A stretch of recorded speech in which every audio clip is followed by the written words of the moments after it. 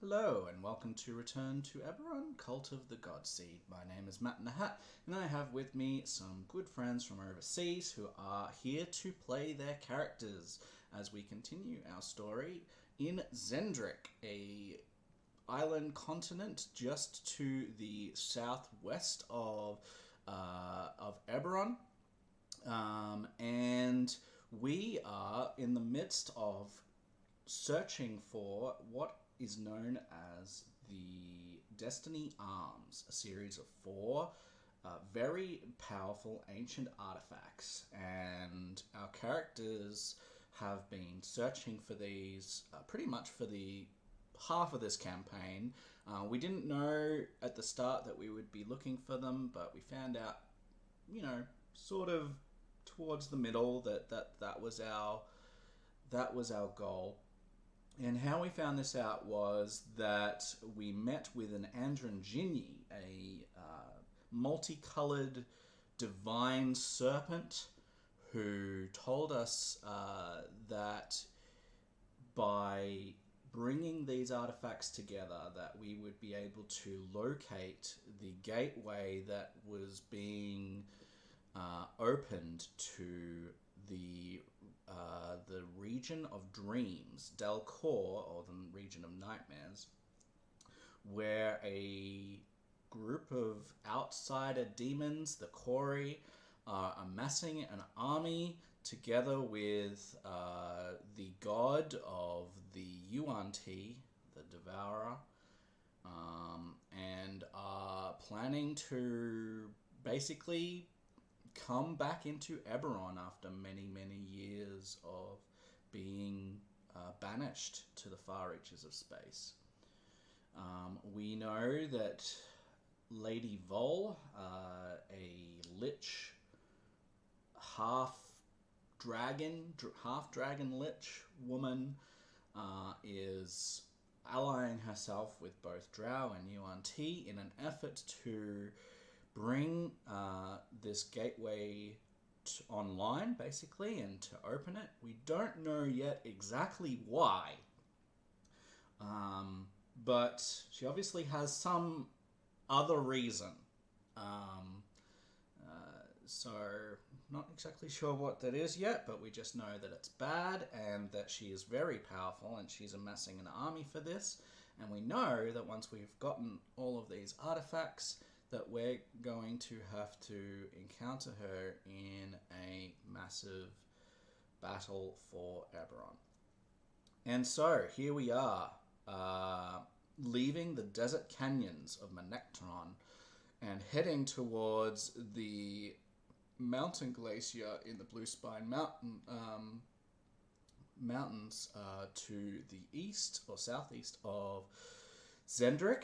And we are obviously in the presence of first one, now three giant ghosts who were amazing, very powerful figures back in their day, but have since died and are sort of tied to the world. And the main one, the first one that we met, is Delth.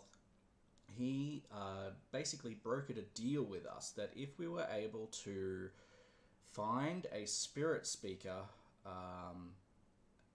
to release them from their captivity here on Eberron, that he would guide us to an ancient forge of great power and imbue an item of our choice with magical powers. And so that is kind of what we're doing. We're on our way to the mountain glacier to pick up the last Destiny Arms and to meet the last spirit. And I'm going to get the players now to introduce themselves and any details that they would like to let us know. So today we will go to Silas first. We'll go Silas, Bastian, Dawn, and Lana to bring us up to date. So go ahead, guys, and the game is over to you guys. All Okay, right. yeah. So I thought he said me first too. That's all right. Whichever, we will do whatever. You can go. Okay, I cool. totally misheard. Yeah, it's all good. All right. So, my name is Corey, and I am playing Size Phoenix today. Fight to the death? No way. It'd be a long way to have to fight. Uh, and we are doing this, and we've been doing it for a while. It's so much fun. Um, I'm horrified to see what the end of this looks like, but at the same time, it's going to be a blast to play, and I can't wait to see that. Cool. Now Bastian can go. I'm scared. I'm scared, DM. So I am Bones. I am playing Bastion. He is a clockwork shaped warforge, and he believes that he is a dwarf in a former life who abandoned his comrades during battle. He believes that his current existence is nothing more than a form of a justly deserved hell, and he hopes to one day redeem himself and return to the halls of the dwarven gods. His question is, can 1,000 good deeds make up for one evil? Very good question, and very good intro. Thank you.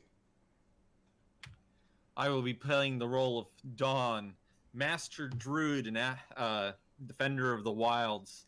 He's recently acquired the Staff of Magna Falls and has stepped fully into his position of an avatar of also the elemental planes. And you'll have to imagine the fiery halo around his head as he steps around with a distant look to his face now that he has such a powerful weapon to his name. Indeed. Very cool. And I'm Mary, playing Lana May, the human rogue.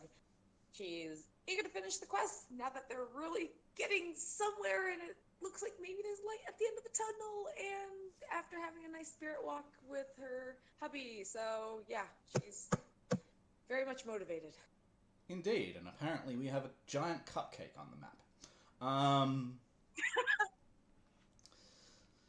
So, yes, and after this campaign, just by the by, if anyone else is watching, I am going to be doing a homebrew, probably with some input from Stephen, to make a druid archetype based on the elemental powers that we've been exploring here.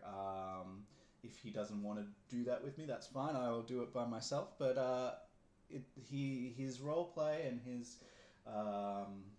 exploration of elemental connections has definitely inspired me, and I do a fair bit of homebrew anyway, and I would really like to explore that aspect of druidism, as it hasn't really been explored to a huge amount in 5th edition, and I think that would be very, very interesting.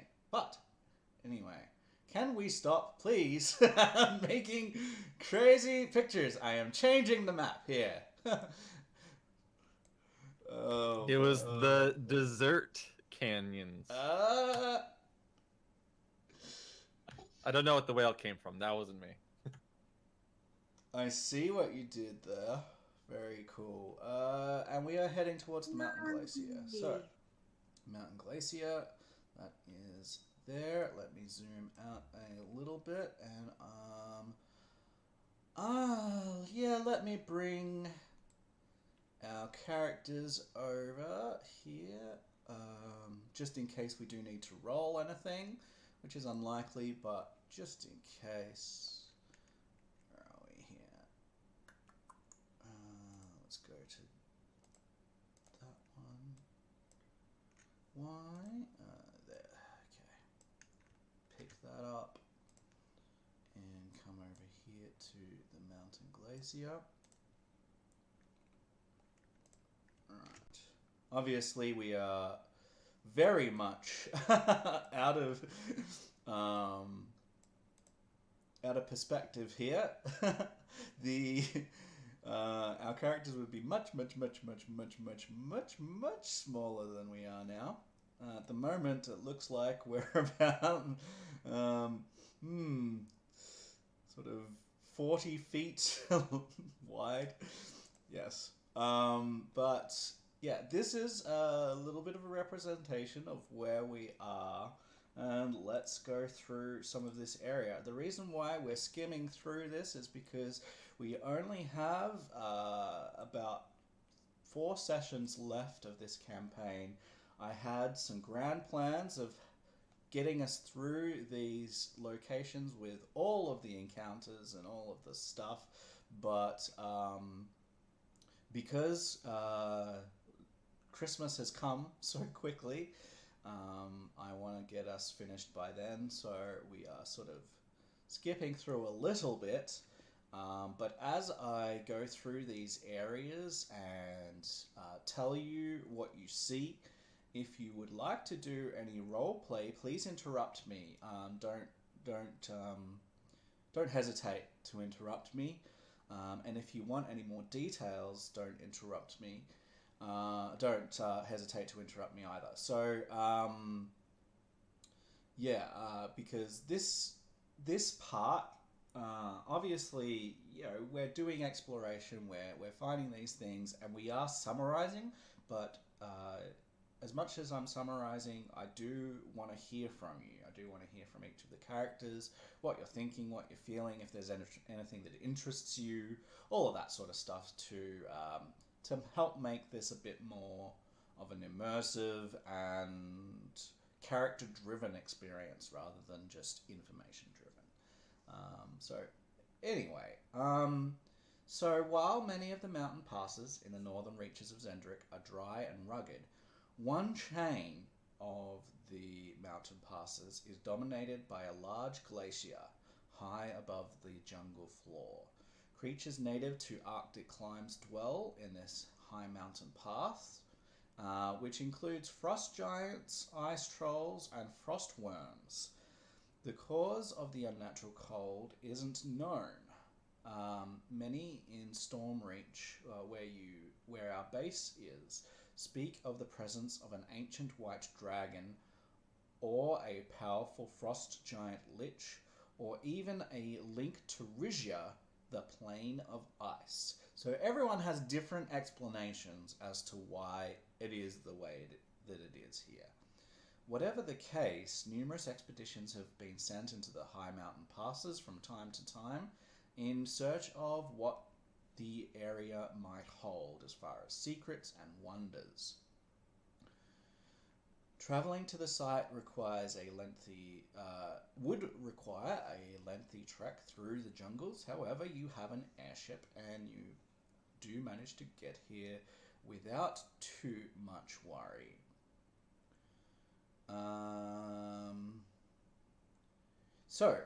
You land nearby at the start of this glacier, and leaving the trail rises to a freezing mountain pass with stinging wind and treacherous slopes. The path continues between tall peaks, a giant sheet of glacial ice visible between them. In the middle of the ice, a black stone tower stands. And obviously, it is ice cold, below freezing temperatures up here. You have prepared for this, and you have the equipment that's required to stave off the cold. You don't need to make checks here to resist the cold, as we came prepared. So I'm going to go through the areas one by one, and like I said, if anyone wants to interrupt me and talk about what your character's thinking or feeling or doing, by all means do so. So, the mountain trail, which is area 1 here, which our characters are concealing, but that's the area. It's obviously grown cold. The remaining trail that leads into the mountains climbs at a sharp angle up an icy path. Broad stairs are carved into the rock. Lana is summoning fire to keep herself warm. Very good. Cut from the stone, from the same stone as the mountain, there are some way markers here in area 2. They are 4-foot pillars and are placed throughout the site, but the first one that you see here is in Area 2. Any markings on them have been worn away by the ravages of time, except for a single giant rune, which remains on the face of the pillar. And because we have a helm of comprehend languages, we are able to read it, and we also have a giant ghost with us that can tell us what it means anyway.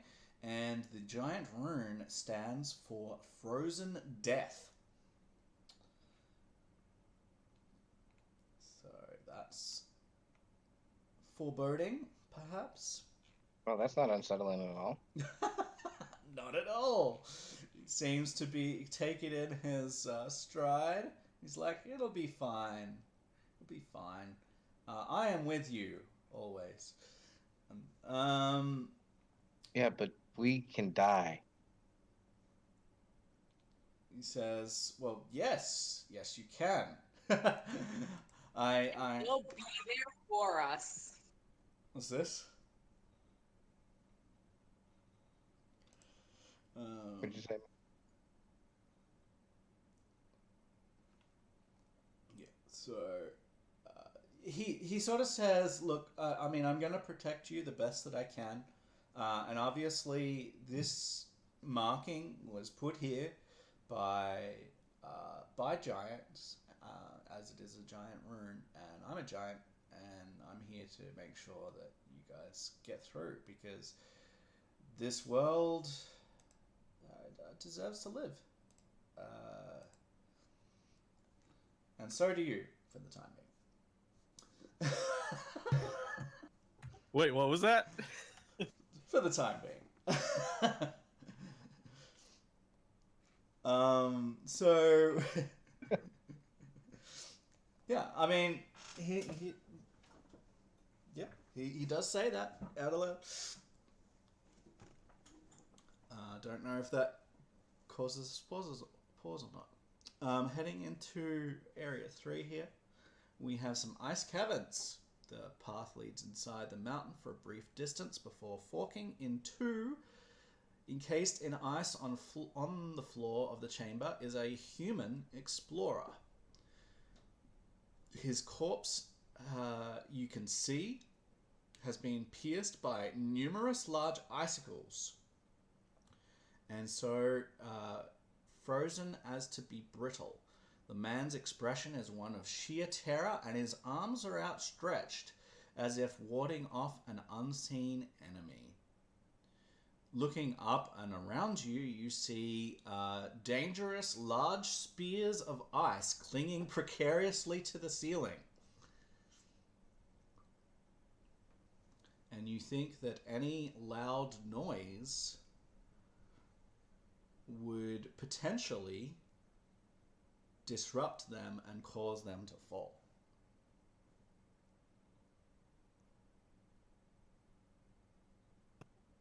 Lana, don't say anything loudly.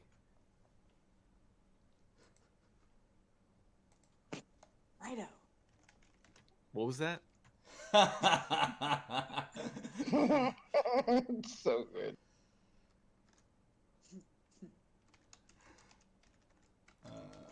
Yeah, so Everyone, everyone you'll have to speak up. I can't hear you. and the giant's voice also drops to his voice is generally quite resounding. So yes, he will speak softly. Now there are two ways to go. We can go up to the north, down this path, or off to the east, down that path. Isdelth himself doesn't really have a preference. He tells you that either way, there are bridges of ice that basically cross great chasms into the earth. And he says that if if there was to be non-peaceful creatures, that they would probably be waiting in ambush in Area 6. He says potentially that's slightly more dangerous if they don't recognize me and don't listen to me, but I don't foresee that happening. If they're giants or giant kin, or creatures that have been tamed or trained by giants, there's not going to be an issue. However, if there's anyone else in here,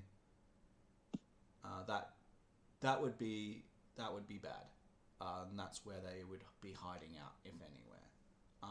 So, do we have a preference about which way to go?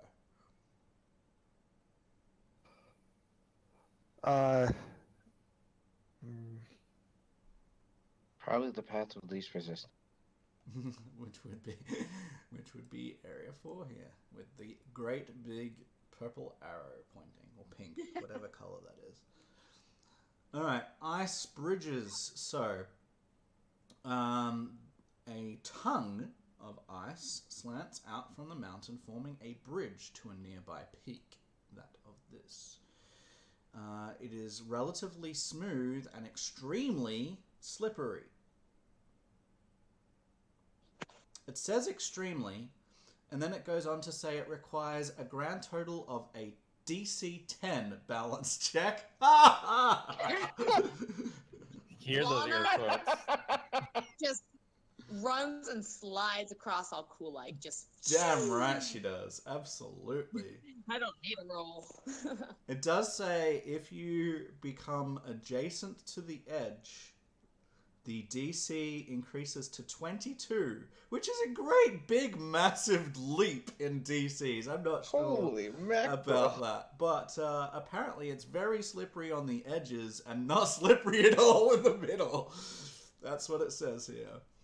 That's hilarious. So yeah, you guys can make it across, no issue at all. Even Bastion doesn't have an issue, and the ice bridges are thick, really, really, really thick.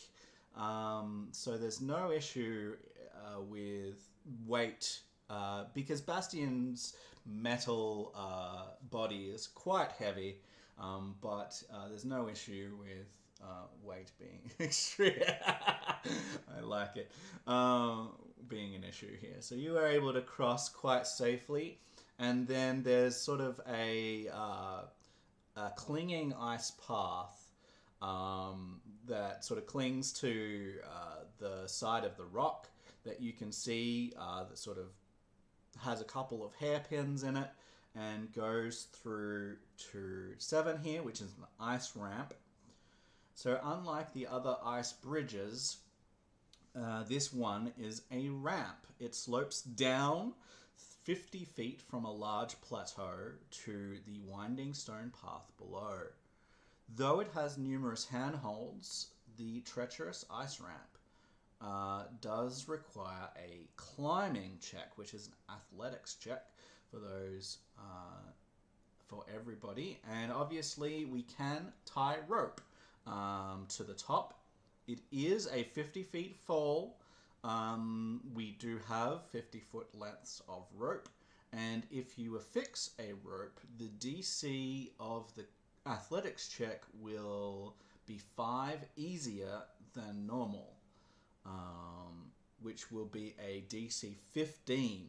So it's still quite difficult, so I will need those checks, please. Athletics to climb down this ravine, and I'm just gonna narrate that we use rope. There's no reason not to. So, if we wanted to make it even easier slightly, Silas does have climbing gear, so he could actually climb down it pretty easily, and then maybe act as if we would a belayer and have people climb down it very easily. Don't mean to break your thing. No, Don will actually Lana wants rope. cast. Don will cast spider climb on 3 of the party members and turn into a bird to glide down. Yay! Ooh. Very Yeah, that's fancy. even broken. I like that even better. Yeah, Lana will find that especially fun. Just like, hey, look at me, no hands. So who do you cast it on? Let's see. We have. It'll be Bones, Mary, or just Lana, whose name I can't remember. Do we have? I guess we have one more person that needs to figure out what they're doing. Well, Felice isn't really here, so Well, she would just follow us. She doesn't require. Oh, I got it. I got it. Spider climb on Bastion and Lana and Felice. Dawn will turn into a dire animal, dire flying animal, like this is dire owl or something, and he'll carry Silas down by the shoulders I love it. I love every second of that. like an angry screeching parachute. I love every second of it.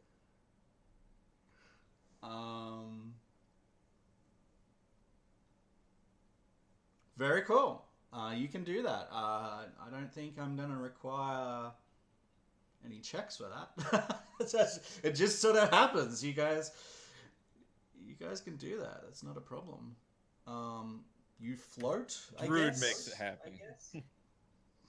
Float gracefully down to the layer. Yeah, that's not a problem. Dawn will remain in his huge avian form for now. Sweet. Righto.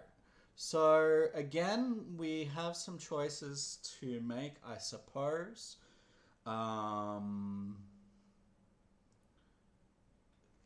Again, Isdelth would let us know what features are in this place.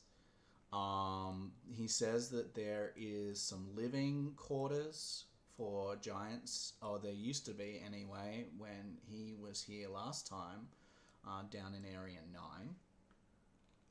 He says it's a big cave with a living area. He says, so you can see that Area 10, even from here, you can see it. It is a gigantic sheet of solid ice that has advanced from the glacial plateau, covering much of the high mountain area. Has a slightly red hue that flickers in the light as if hiding a slow burning fire underneath. It is perfectly smooth, and you can see blackened giant bones beneath the ice. And then you can also see an ancient watchtower up in Area 11. It's surrounded by the glacial flow. Difficult to get to unless you're a giant avian bird. The tower is 60 feet high, but the bottom half is buried by ice. Now, before we get too far, let me scroll down here and see what's the rest of this information here says. All right, that's that. Okay. So what I'm going to say is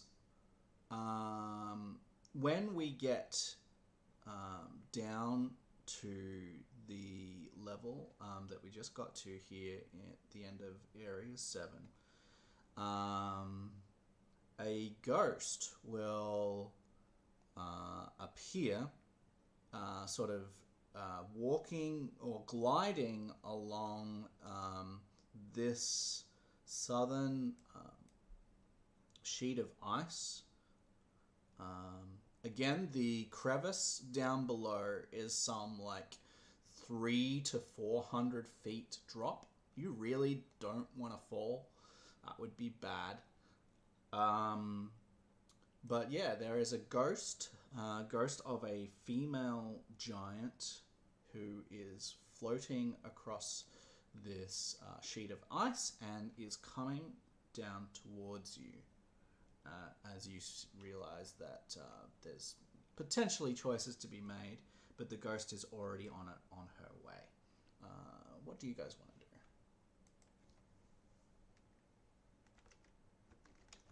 Bastion rolls perception. A woman! And he points at the ghost. Very observant. We haven't been out of civilization that long, Bastion. Oh, it'd be rude to call her undead. Oops.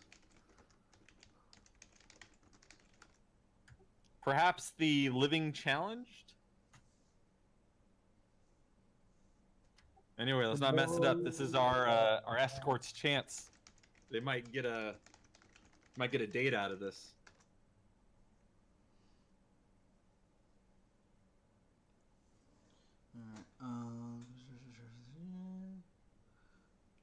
Have you recognized that spirit that's approaching us?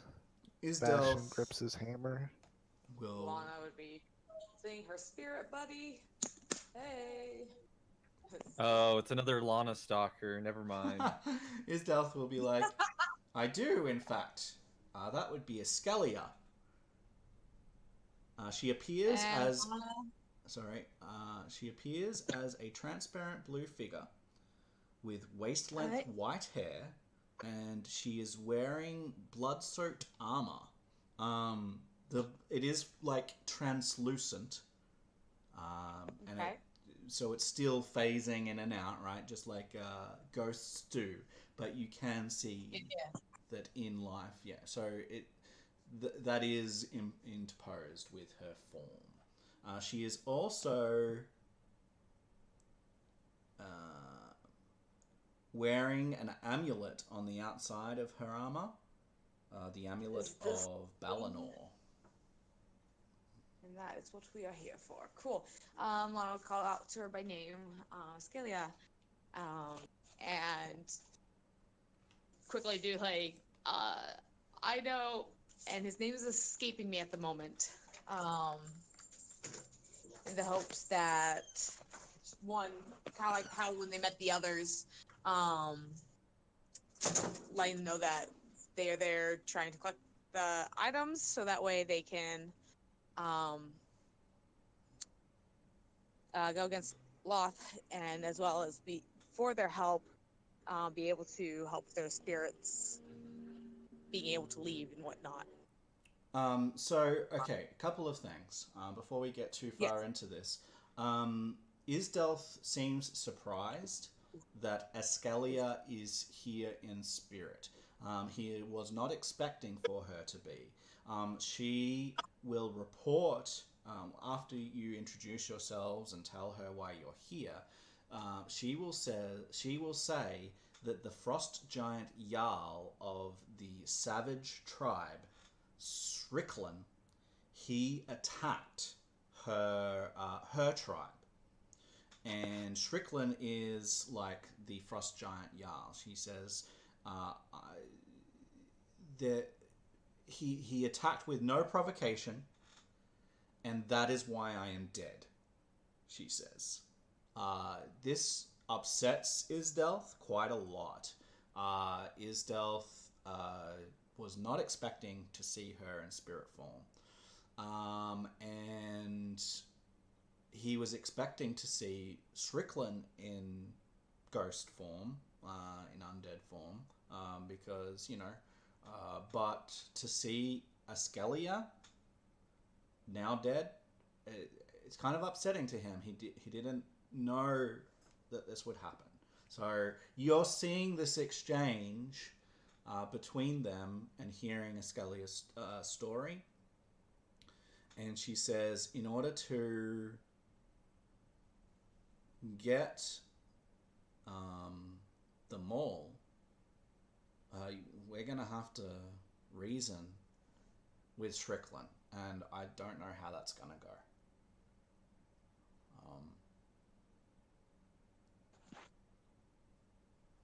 Okay. Oh, I suppose we can at least try.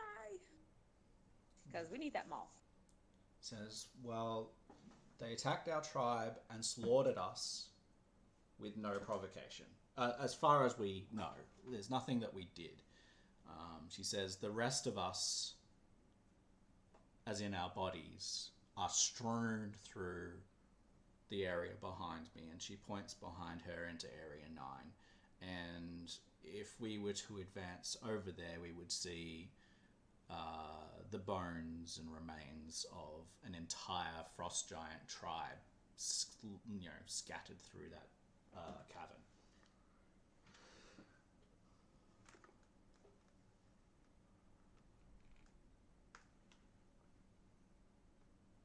And I'm talking like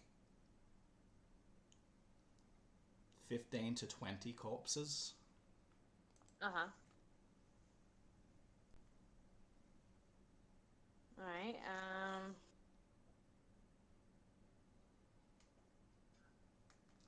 It's rather strange that the giants have died out so drastically here in this plane. Heard that in others it's been rampant.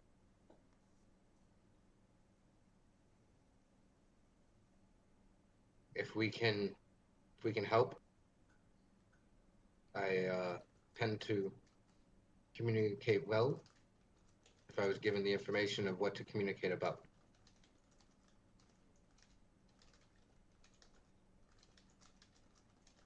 I don't know. It's and he looks up at the figure of Isdelt and realizes that there is a bit of sadness in his eyes, seeing this woman dead in front of him, a ghost such as he, and he goes, "This one was special to you, wasn't it?"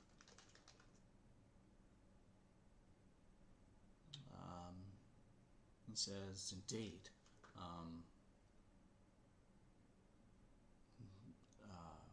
Many giants of various kinds befriend each other. I fought side by side with Askelia. She is a woman of honor, and I would not see her this way.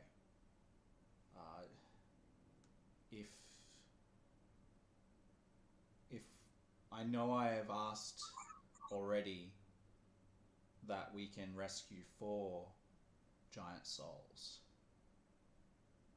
and maybe I'm not in a position to bargain, but I would vouch for this one too. And Askelia would say, I don't vouch for Strickland. And if after what he did, he betrayed us, I would not see him saved. And like, Well, is there any way that you could become the bearer of the maul instead of Scalia? he says, well, he has it. But he doesn't have to. And he kind of grins at him. She says, if he willingly passed it on to me, or if we took it by force. And for the very first time, maybe after even the quick aging in which he's had, Silas looks over his shoulder at Bones. You do that, sorry. I had to giggle at that. And his metal friend. And he says, by force. I think that's something that we can make happen. Don't you, my metal friend?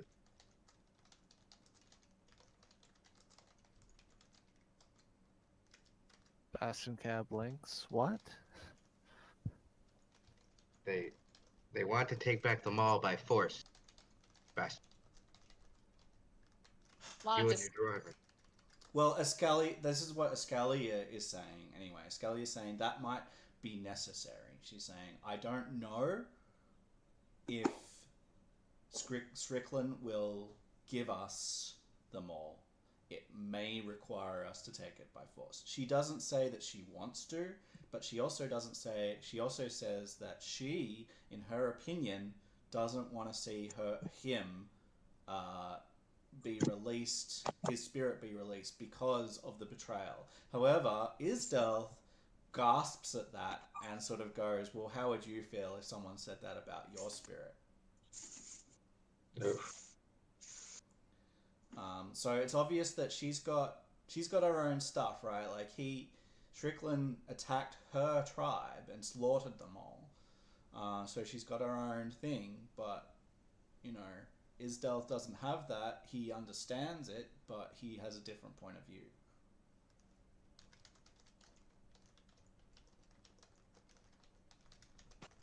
Lana's down for force. We need that mall. Unless you think that we can talk it out of him, which he doesn't sound very agreeable. So She would agree He's a with ghost, right?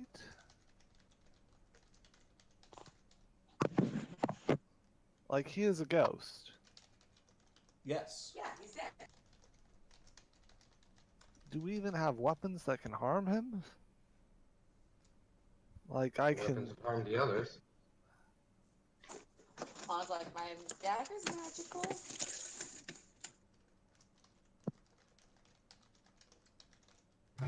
No ghost can stand up to the elemental purity of fire. I agree with you, Don. I agree wholeheartedly.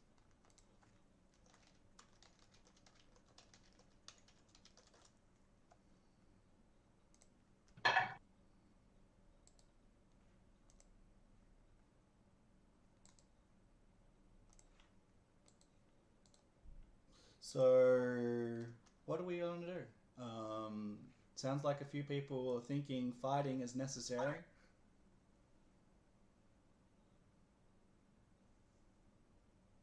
Let's go ask for the mall, and when he says no, let's go kick him in the nuts and take it. Go kick him in the Lana nuts. chuckles. Yeah. Ghostly nads. All right. All right. So at this, Escalia agrees, and she then frowns, and you can see it in her ghostly form, and she says, "There's something or someone else here. I didn't sense it before, but there is another presence. Certainly not a giant or giants," she says, and she looks at Isdelth and repeats herself. She goes, "Someone else is here." And she looks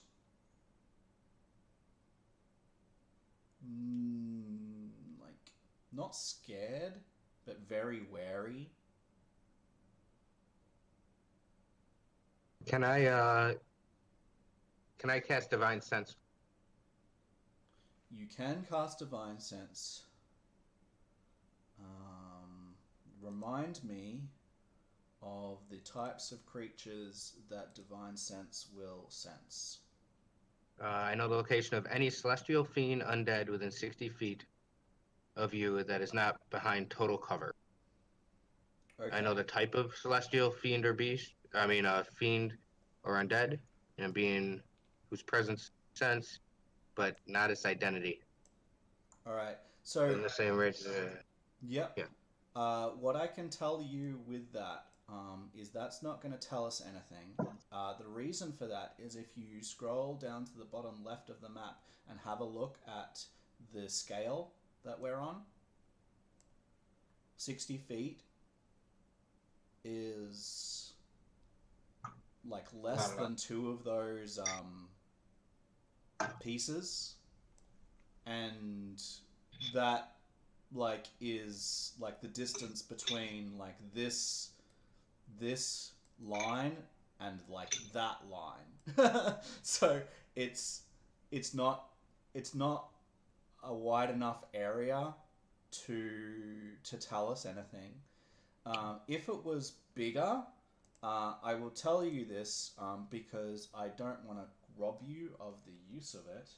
So 1 second. While I quickly just look up the tags. Well, then can I slightly retcon and say to Scalia that where do you sense this? She says, I think. She pauses for a minute. She centers herself, and she closes her eyes, and she starts to spin. Her form spins 360 degrees around while she's got her eyes closed. And then her hand comes out and it points to Area 6. And then she opens her eyes. It is there. So if we were to go and investigate that area, I certainly probably would be able to tell us what might be there or get closer. She's like, she says, We need a. She says, I'm. Like her suddenly, like all of a sudden, like her voice is very broken, very distracted, very like timid. She wasn't like this a moment ago. She says, I think it might be them, Isdelth. I think it might be the Corey.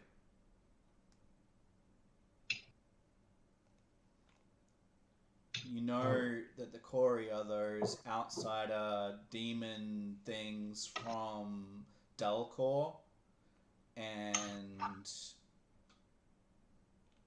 how they would be here, you have no idea.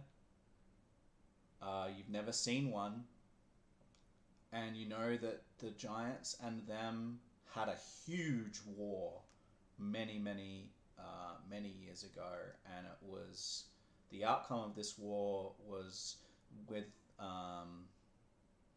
that the dragons and the giants eventually were able to ally with the elves and drive out the Corey and imprison them on Delcor and banish Delcor to the furthest regions of space.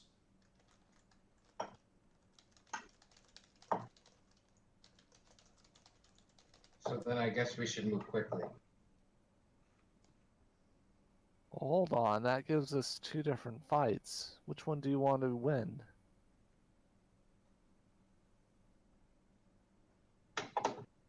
Very good question, Bastion. I want them all. We need them all. Actually, First one will be the easiest, the second one will be much harder.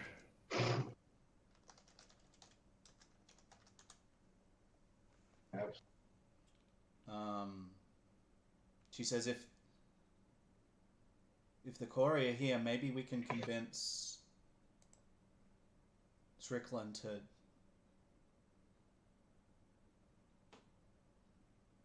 to give up the mall. Maybe he will join us.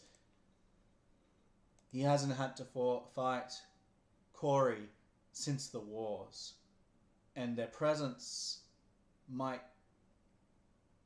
trigger something of his memory, something of the time together that we had.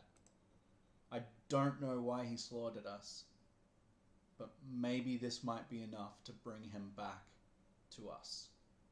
And to hear that coming from her when you've already heard her speak so vehemently about him, it speaks to her character, and it speaks to a desire to see giants eventually unite.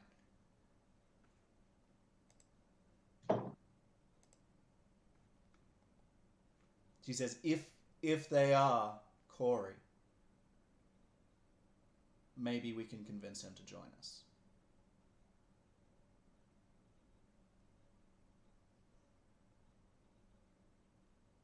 So what do we want to do? What's our course of action?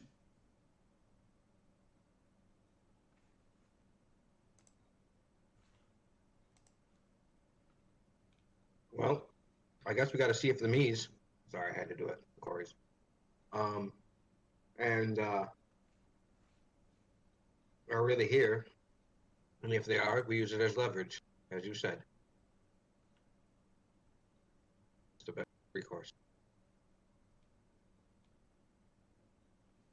Cool. All right.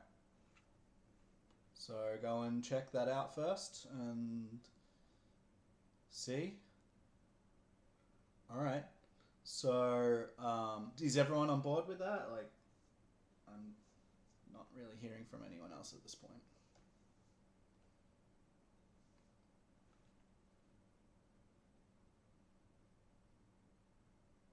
Just a peek. Yeah, you think you could get over there stealthily and take a look into the area. Again, like we are talking about a fairly large area. So that whole room, it looks to be about 160 feet, sort of circle-ish. 120 to 160 feet. And it seems to be partially covered by the spire of rock that's sort of split. So let me ask you this. Who wants to go stealthily and check it out? And obviously, if Don's still in his avian form, and if he can fly, he could potentially fly over that area and get an aerial view of it. A bird's eye view. of it. Damn right. Ooh. Who? Who? Don, go! Flap, flap, flap, flap, flap. Soar. Indeed. All right. So what you see is a group of what are known in Eberron as the Inspired. I don't know if anyone knows about the Inspired, but I will tell you a little bit about them. The Inspired are a race of beautiful humans, very, very attractive humans, who originate on the continent of Salona. And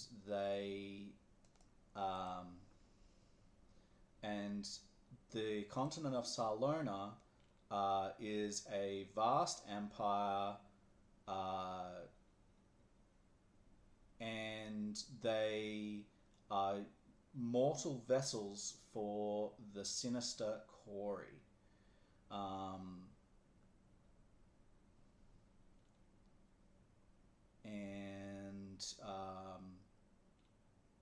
Basically, yeah, the Corey use them as their vessels here on Eberron. So you're seeing human figures, very, very attractive human figures, and not all Inspired are possessed by Corey spirits, but they can be, and they have been historically. I don't know how much of this Don would know, but I'm just giving us a bit of a picture as to what Don sees and about what, as far as players go, what this means. Those Inspired who are not currently inhabited by a Corey spirit are known as empty vessels.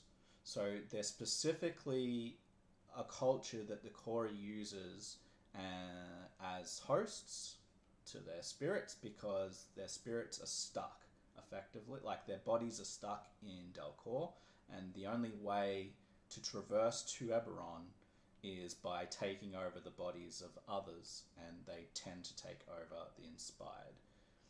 Does that make sense?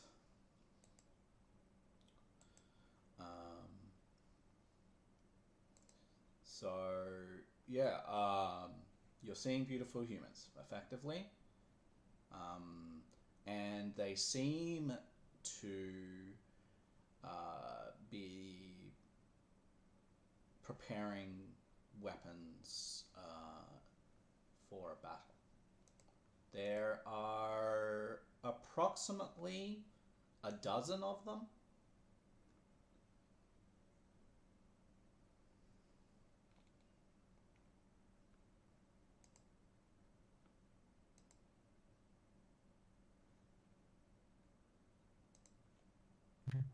Dawn will defecate on one and then circle wide around and come back and share the information with the others. Charming.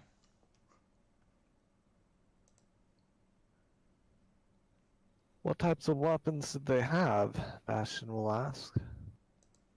All right. 1 second. The dangerous kind. Indeed. Let's see.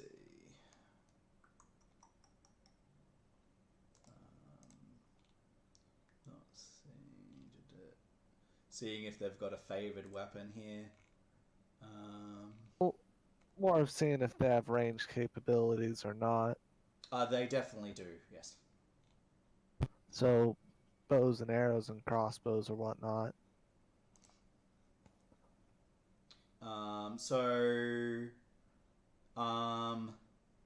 In fact, what it looks like, so they have double-ended spears, the melee users, or glaives.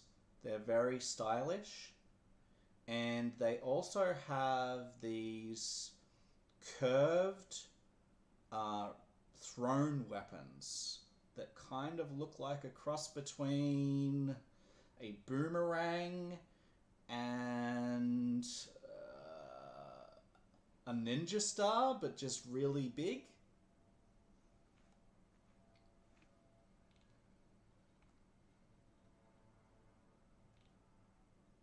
If you've ever seen like like the World of Warcraft glaive thrower kind of things, that sort of dealio with the spinning.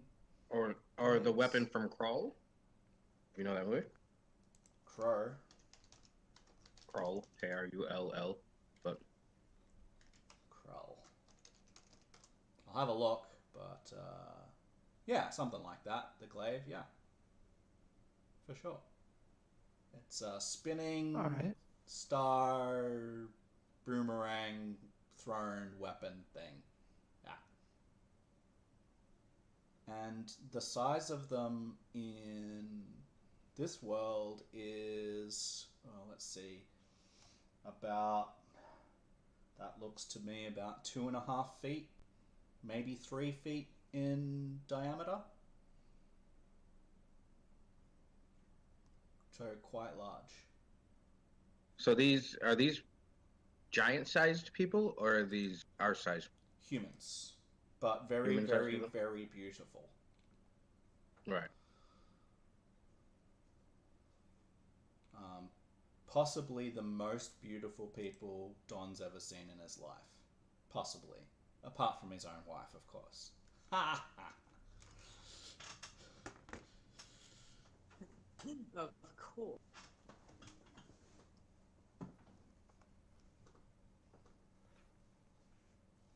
Well, if we're going to fight them, you can spend time summoning an elemental. National kind of shuffle on his feet. So, a few things. Ascalia and Isdelth seem to think that, like when you report back, they seem to think that if they could get Strickland on board, that 3 undead giants would probably be enough of a threat that these inspired would just flee. They even say that even 2 undead giants with the limited power that they have, and then the rest of you on top of that, may even be enough to make them flee. He says, we do need to try and get them all, and we can offer Strickland ascendance if he agrees to, I don't know, pay for his crime and repent of his past. I don't condone, I don't agree with what he did to your people, Ascalia, but there's much more at stake. And he sort of stops and he says this, and he knows, you can see like this shadow across his face as he realizes kind of what he's saying to her. It's like, he says, but if they get back, if the portal opens, it's the end of everything. But wouldn't the portals go both directions so things would be able to come through as well, right? I don't know how they work, how it works. That's not really like our magic is different. We've made teleportation portals before, circles, but and the ones that we've made are that way. I don't know what they're using, he says. It could be a different form of technology. It could be the same. I don't know. It's possible, which is scary in itself. Yeah. I don't know why anyone would want to go to Delcor. It's like... Sounds like hell. It wouldn't be... Like, it's in the farthest reaches of space. So, like, I think that it's much more likely that the doorway is there to be opened the other way, for things to come from there to here, because that was their goal all along. I don't think we need to be concerned about someone wanting to go from here to there. It just doesn't make any sense.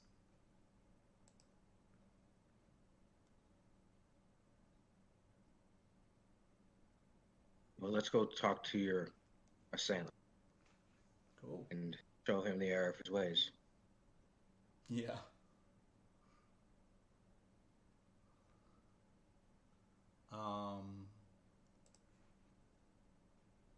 Cool. So yeah, you're able to do that.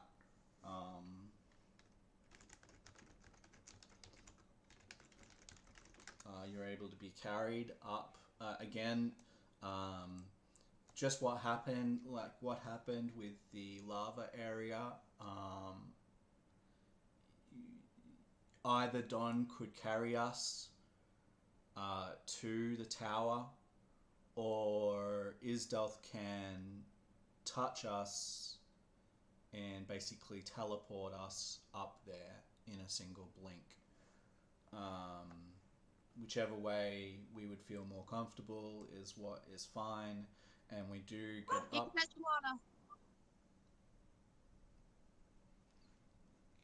We do get up there to talk with Strickland,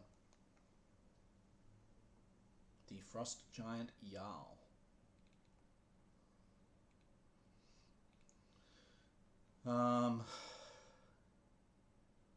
He gives us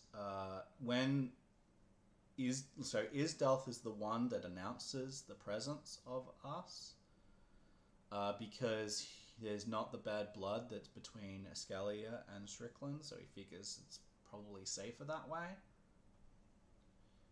And he says that, like, in a sentence, basically, the glacier is infested with the Inspired, the vessels of the quarry. We have come to seek the mole of Glacial Heights to prevent the quarry from returning to Eberron and the ruin of us all. If there is any humanity left, if there is any good left, remember our battles. Remember our losses.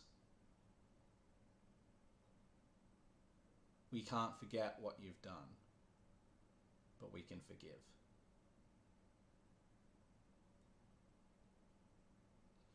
And the spirit of Strickland will appear. He is an intimidating, ghostly figure. He appears with the maul in hand.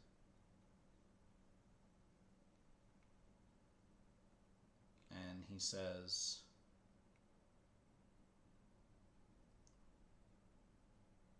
I despair.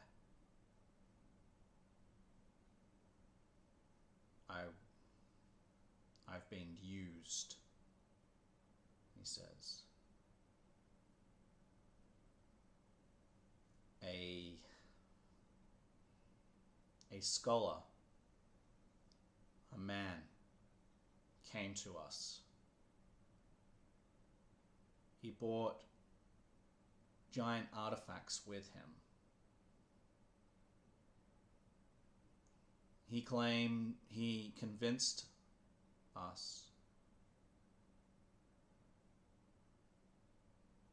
to attack Ascalia's tribe.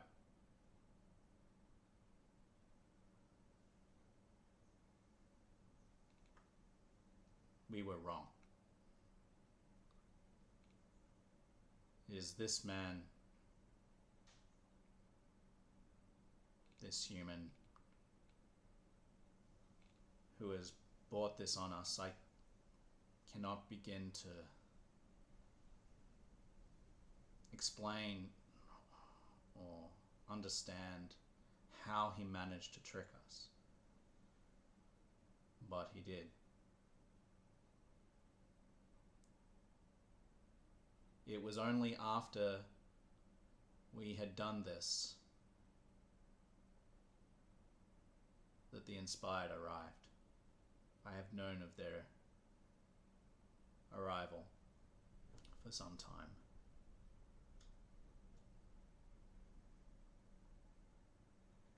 And I agree with you.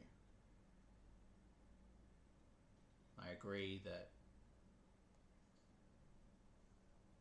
we need to stop the quarry from ever returning to Eberron. I agree to relinquish the maul of the Glacial Heights, and I agree to whatever punishment, discipline you see fit. I am stuck here just like you are.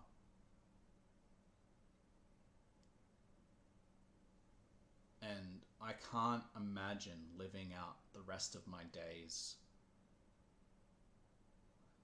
without forgiveness. Then I think you should help us eliminate the quarry that are here and begin that forgiveness in the greater good. I agree. And he goes to one knee, and kind of bows. The figure, Strickland's ghost, looks over at Ascalia's ghost. He says, can you find it within you to accept what I have said?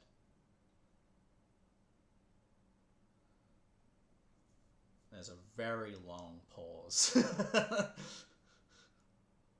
And she says, "Who was this man? What was his name?" And Strickland looks into himself for a moment. And he says, his name was Rigonault Sarso.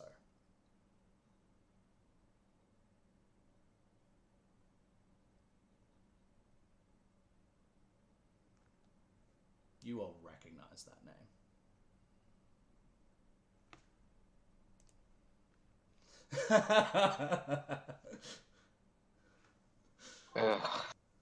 I'll do that. I'll do that audibly. Yeah. Not the Man, hunter. the hunter. No, not the hunter. He's the rich man.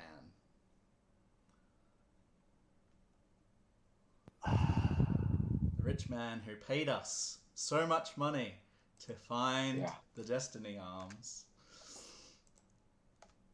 Yep. Now it's come back. Well, I guess we know that we're being played on both sides of this. Yeah, you can tell him of your involvement with Rigonault and about what he's promised you and about all of the things that he's convinced you to do. Not that we were ever going to give him anything, but he did ask us initially to bring him artifacts and things of great power. And he especially was interested in the Destiny Arms, and he was very learned on them.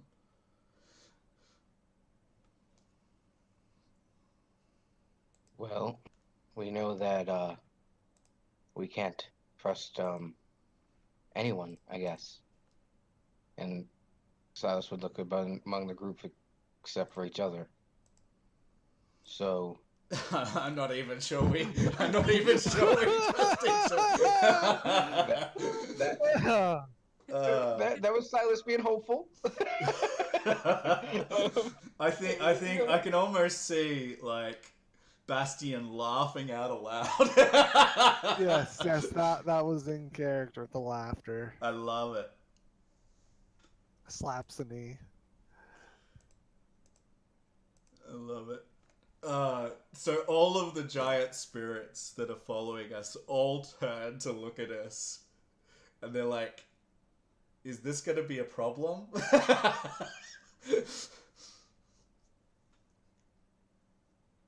For the good of the world, I don't think it can be. There's far too much to lose here to have petty squabbles and to not work together at this point. Because we have been shown that we can't even trust the ones that employ us.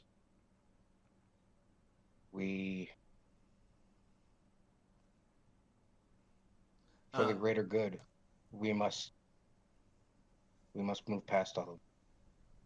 They listen to you, but like at the end of your little speech,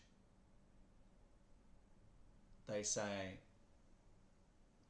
"You only speak for you, not for them. It is not we, it is you. What about the rest of you?"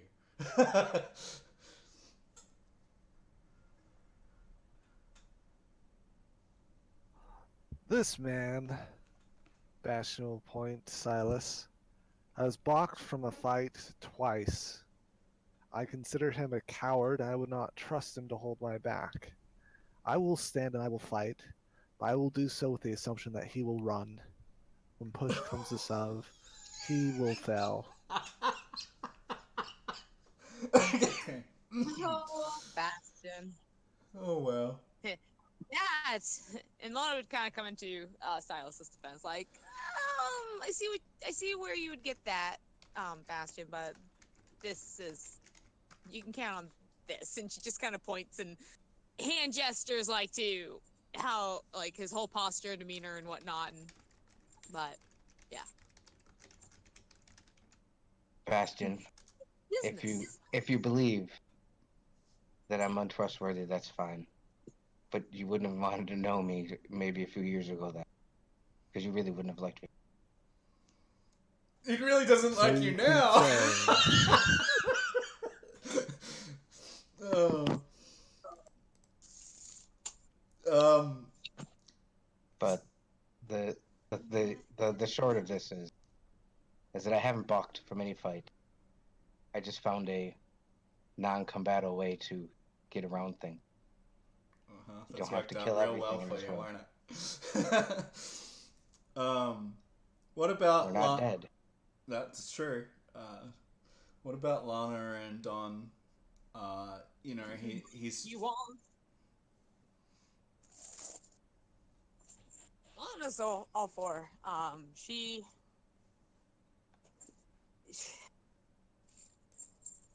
hearing giant how he talks and whatnot. Hey, sorry, dog's nipping at my ankle.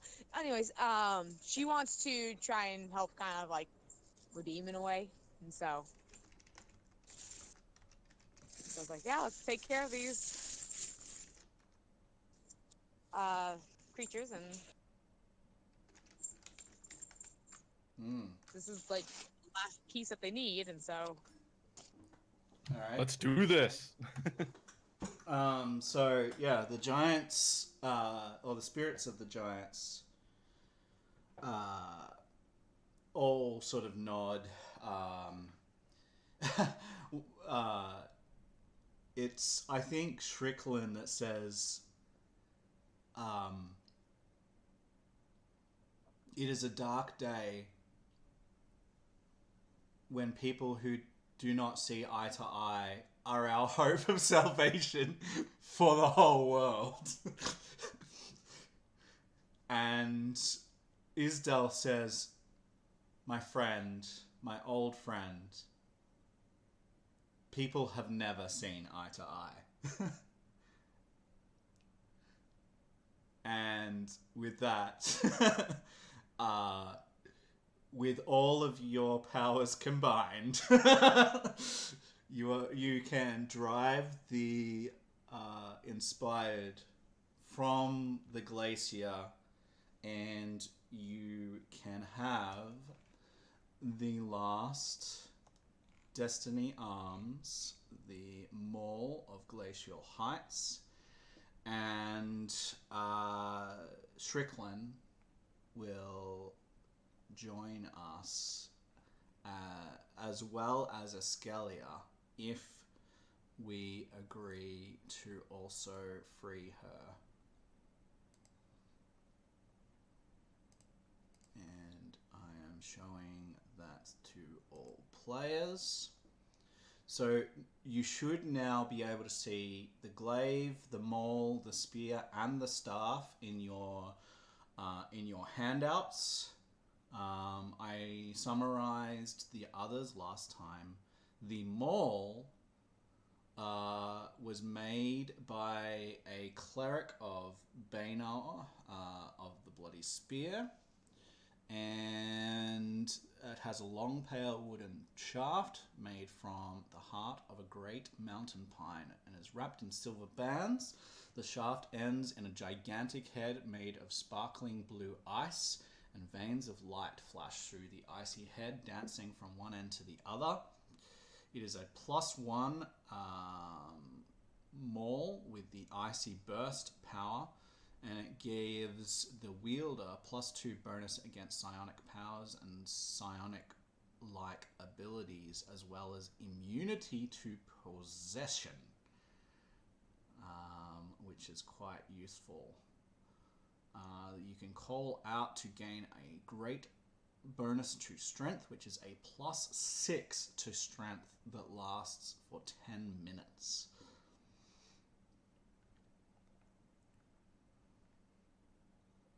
So it's called a mall, but it's actually a club. Right. Well, treated as a great club, yes. However, I feel like someone forgot to put the head on this thing. the head on. That is out of character. Well, you know, a mall is a stick with a hammer on the end, while a great club is kind of like a stick. Right, so it's a great So- club in stats, and a mall in visual. It is a very okay. old... So it still has the head. Got it. It still got it. has the hammer end, It's just that I don't believe that we have stats for a mole in the player's handbook. I think that that's what the issue was. It was an early proto version of the mall that we know nowadays, seeing as it's a very old item. Fair enough. Let me double check Uh, on that. But yeah. I'm fine with it as it is. Mm-hmm. Bastion will say, I know a thing or two about redemption. I too have slain comrades in arms. And I too am striving for forgiveness. Give me the maul and I will wield it. Alright, it will size itself to your hands. And we do have a mole, so it just must have been an oversight on my behalf. So it is a mole. It's 2d6 bludgeoning, heavy, and two-handed properties.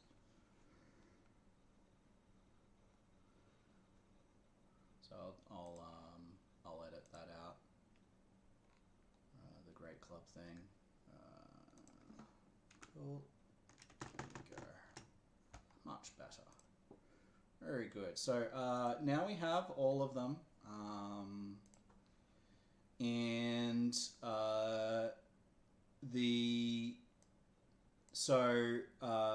all of the giant spirits except for Isdelth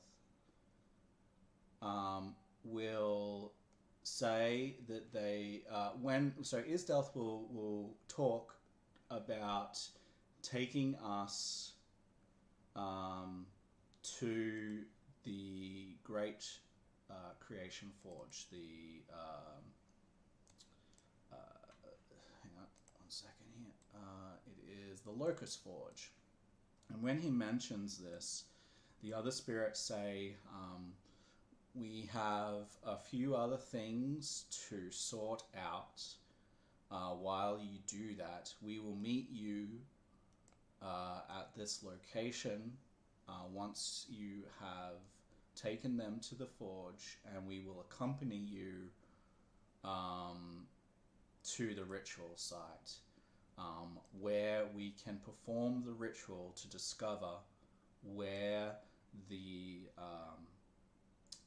gateway is being constructed, and they will draw that on your map and tell you how to get there, and they will say, we will meet you there. Isdelth, make sure that they get here in one piece. Get there in one piece. And Isdelth will sort of sardonically smile and be like, I will.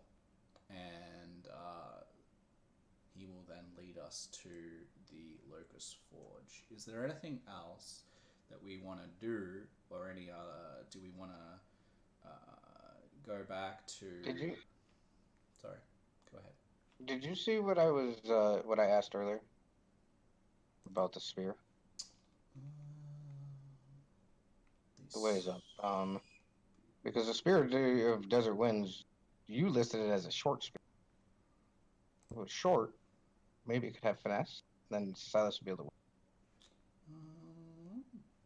I will check on that. One moment. And it doesn't, but you know what I mean. Your weapon, make it do whatever you want. It's just a question. Yep. Spear of the Desert Winds. Okay. It is. Let's see. Spear. That's the spear. Is thrown and versatile.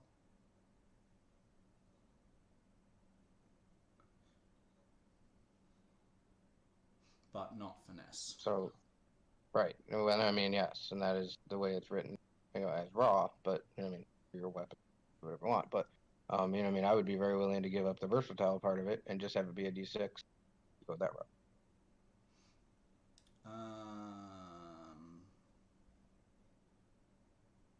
I'm just it's up to you. Because so there's none of these weapons that are well, there's just none of these weapons are any good because I'm a shield and scimitar kind of. Right. Not a. I'm okay with it. I think I mean, it's light anyway. You would think.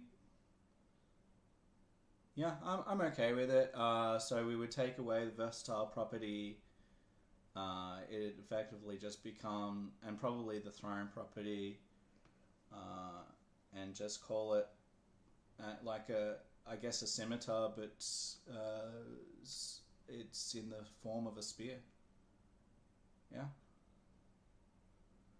Or a short sword in the form of a spear.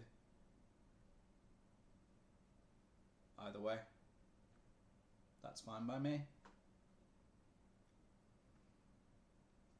Cool.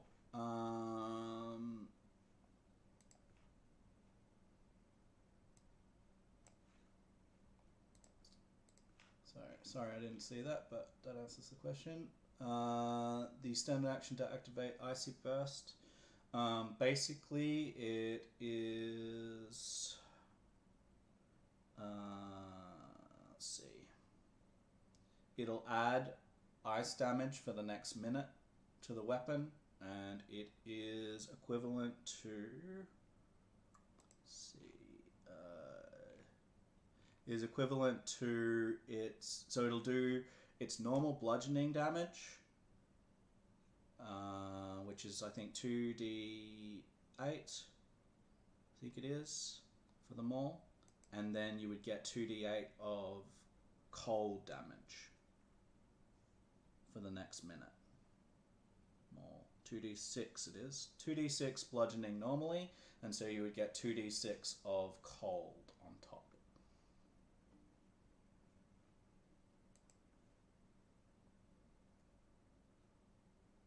And if you are adjacent to, if there is more than one enemy adjacent, you can use a bonus action to also make it burst. So they have to make reflex or dexterity saves to not take the same amount of damage. Anyone who, well, enemies that you choose that are adjacent to the initial target. I can write that down at the end of the session and make just so that you've got it recorded. Yeah, if we haven't melted it down already. Yeah, so that's what that does. Cool. Yep, so Isdelth will mention that he hasn't been back to the Locust Forge in thousands of years. So he doesn't know what we'll find there. Why is it called the Locust Forge?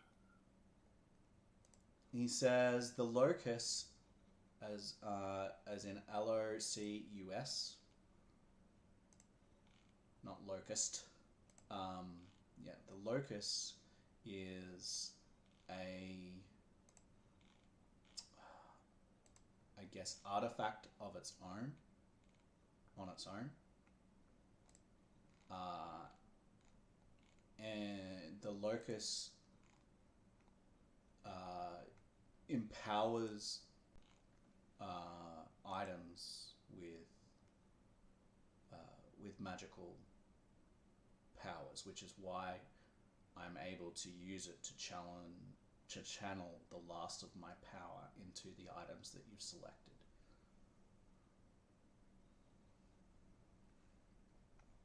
Effectively, if your character knows about creation forges, the Locust is a creation forge.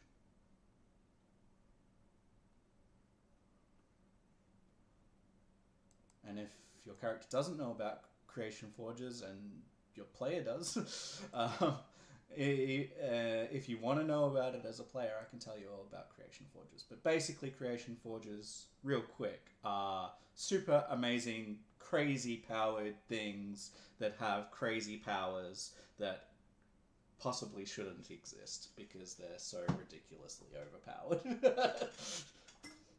The Warforged were created in a creation forge. Put it that way. Okay, that makes sense.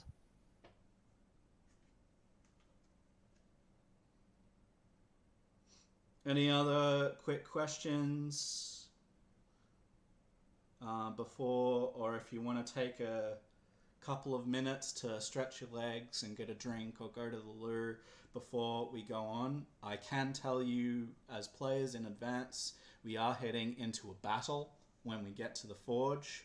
Your characters obviously don't know this, but having Isdelth say that he doesn't know what we'll find probably puts us at least on the wary level. But because we're going into a battle, I would rather that you guys have a break now than halfway through the battle. So if you want to take a quick break, we can have a quick break. I'm cool for that. Break sounds We'll good. let the dog out quick. All right, then I will put us then over to the other screen, and we'll just be a couple of minutes for anyone watching, and we will head over to the Locust Forge and see what's in store for our characters. So we'll be back soon, everyone.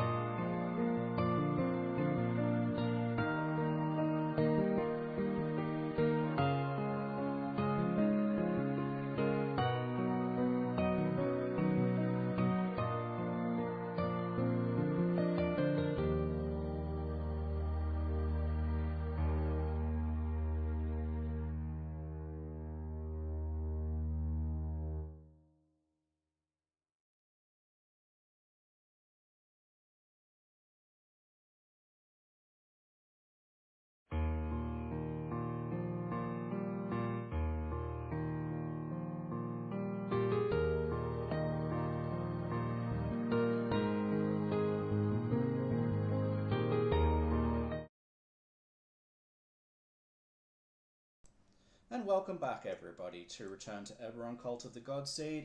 As always, I'm Matt Nahat, and my players are right here, and we've taken a short break. Sorry about that. We're getting ourselves sorted here, and we're getting right back into the action as we've just made it to the Locust Forge. Not locust as in insect, but locust as in ancient, powerful artifact. And here we are, having entered into the Forge's area. And ahead of us, we see... if I remember how to do this... Whoa. Did not do what I wanted to do. Shift. Let's see. How do I do that again?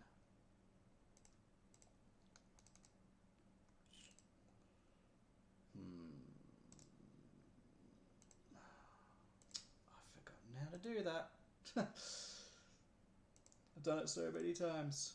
Hang on, I want to show us the picture of the sky. Roll 20, present picture to all.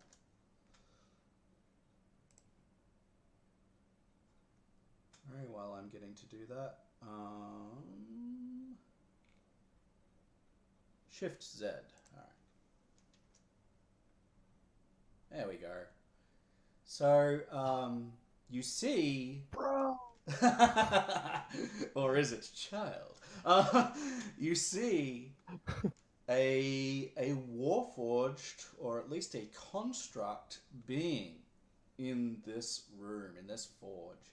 He is made of very resilient metal, and his whole inner core is glowing with red fire. He has a massive set of tongues, and he is currently hammering away at the forge. Nearby, in a basically a flowing lava pit, is the locust. This thing. It is hovering in the air and is chained to the anvils of this forge. And all through this place you can obviously see that there is lava flowing. And if you come into contact with that lava, it's going to be a bad time. Yes, props to the artist. It is very awesome. And this this map was made by Afternoon Maps. So very cool.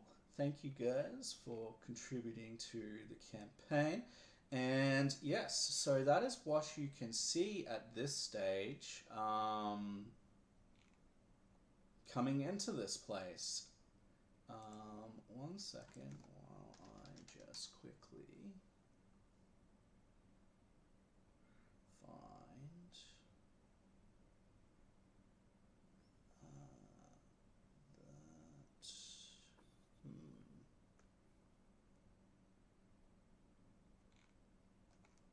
I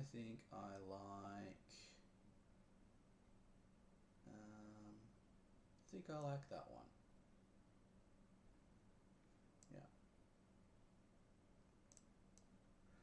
We are also going to be joined by Isdelth's spirit while in this battle, which is this ghost here. So he's going to join us. And 1 second.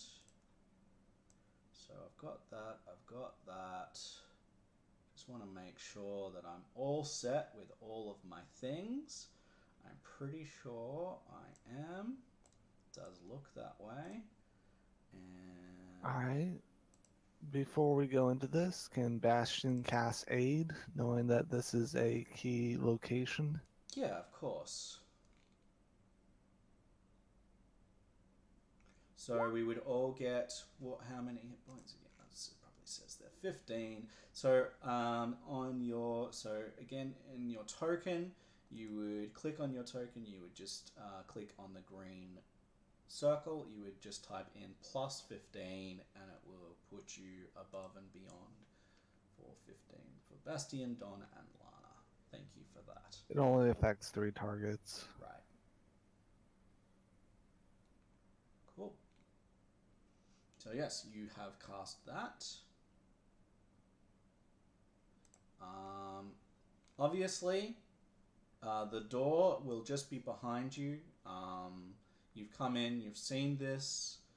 Would there have been any other quick spells, or like Don's obviously cast his element? That's fine. That's there. Any other sort of preparation spells before we get too far underway? And then we'll roll initiative. Let me, before you do, bring this up and let me clear it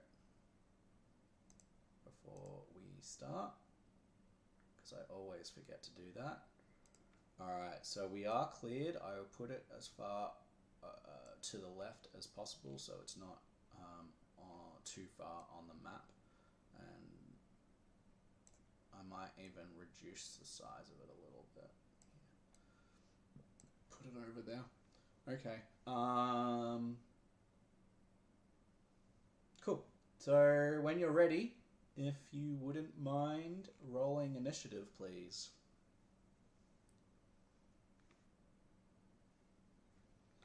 As the sound of ringing metal and flowing lava fills your ears.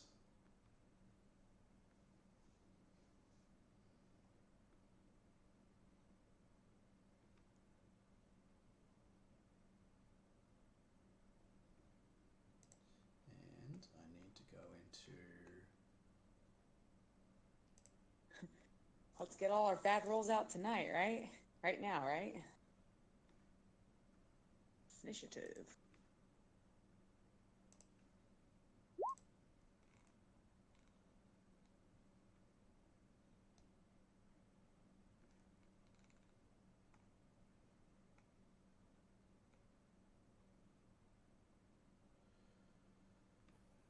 Okay. So my hit point total on my character sheet is currently 99. The hit point total on the token is 82. I'm not sure why there's such a wide discrepancy. I may have forgotten to take away a aid, but then I'm not sure why the numbers are still different beyond a 15. Maybe because we did level up last time to level 12. Right. I had to change mine from what it was before. I would rule in your favor to have the higher total. Because I assume that you just haven't put it on one of them, and you did put it on the other one. That's what I would... Yeah, Silas is at 96. Makes sense. Yeah, it makes sense that you would be. Alright. Alright, is that everyone? Don, Lana, Silas, Bastian, yes. Oops. Descending, please. Okay. So, again, as you guys enter, you see this construct pounding away at this anvil. He is right beside it right now. He turns when you enter.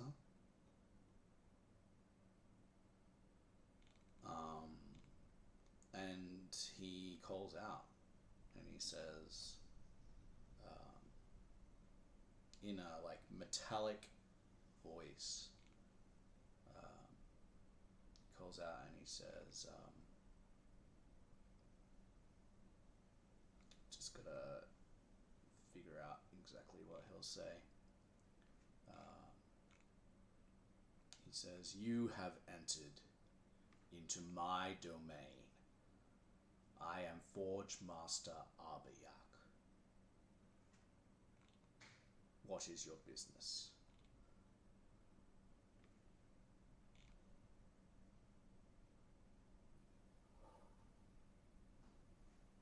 Forge Master, we have assembled the relics of a past age that we need to combine here in order to save the future of this world. And Bastion kind of hefts his small glacier heights. Okay.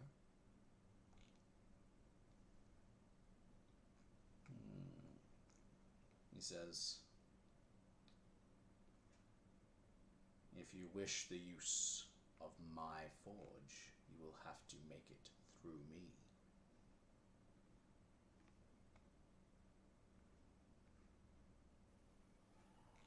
A solid headbutt should do the trick, Forge Master. We have no quarrel with you. You'll either stand aside or we will stand through you. I wasn't. Well, I was like, if he's the forge master, wouldn't he be doing the forging? Yeah. You do understand why we're here, don't you? It matters Exactly what I was not thinking. to Forge Master Arbayak why you are here. This is my domain. You will either leave, or I will melt you down and add you to my creations. You do realize the world's in jeopardy, yes? Just saying. Like, you could be helping for the greater good. Please. He says, While Lana says this, yeah. Bastion slaps her with the guidance. It's a little aura of light around her. Her words seem to flow a little bit easier and like honey. Yeah, absolutely. He Thank you, says, Bastion. good, evil, law, chaos. It is all meaningless. Ah, out of character. You must be true neutral.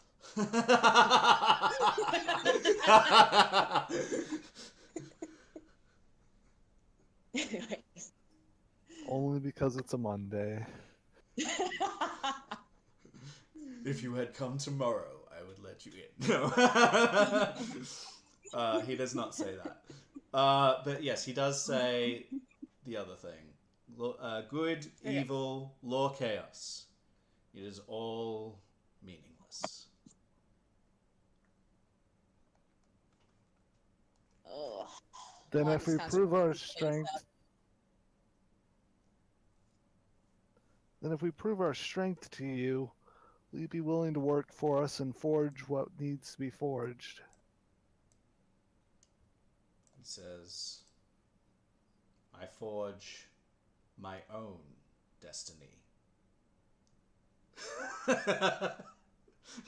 So, Oh. we beat you. Your Oh. destiny is clearly to help us. I believe today we're going to be forging our own. He slams his hammer down on the anvil and he says that to Lana in this case, that is not the case, girl. And as he says this, you hear something skittering through the walls nearby, and a construct emerges from here and basically arcs up in your general direction, and you can tell that this is battle time. Let me do my thing here. So this is so him doing this is his is a I guess an offensive action. You don't necessarily have to fight yet. That is up to you. However, this is an offensive action. It hasn't hurt you but you can see that it's clearly, you can see its intent clearly. So 1 second while I find this. So 82. That's that. Actually, it's 78. So plus 4. I'll just put that at 82. It's fine. Cool. So, yeah, that happens, and it's Don's turn. Scary.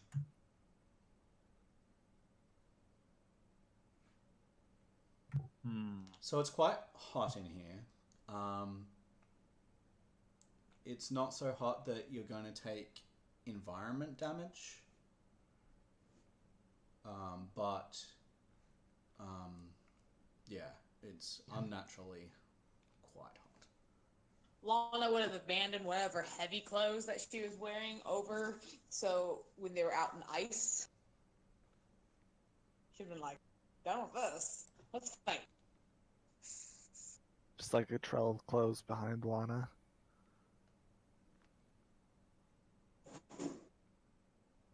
It's too hot. Maybe you should summon an ice elemental. It's a bit late now. He summoned his fire elemental. Spicy was jealous. Spicy's in his element. All right, Don will direct Spicy to move over and attack that construct that just came out. All right. Speed of 50. More than enough.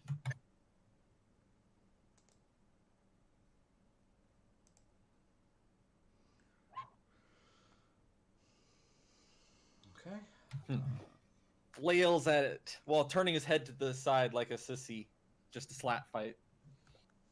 Okay. So we have. Yeah. So neither of those attacks will be enough to hit it.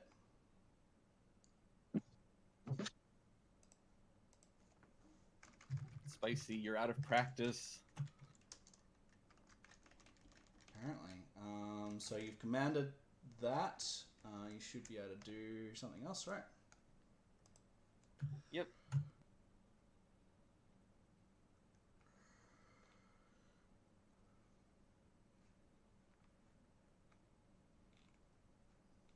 I'm checking ranges. Yeah, you're right. Absolutely.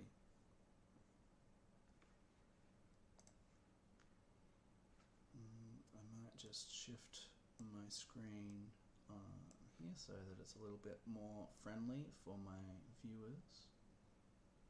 There we go.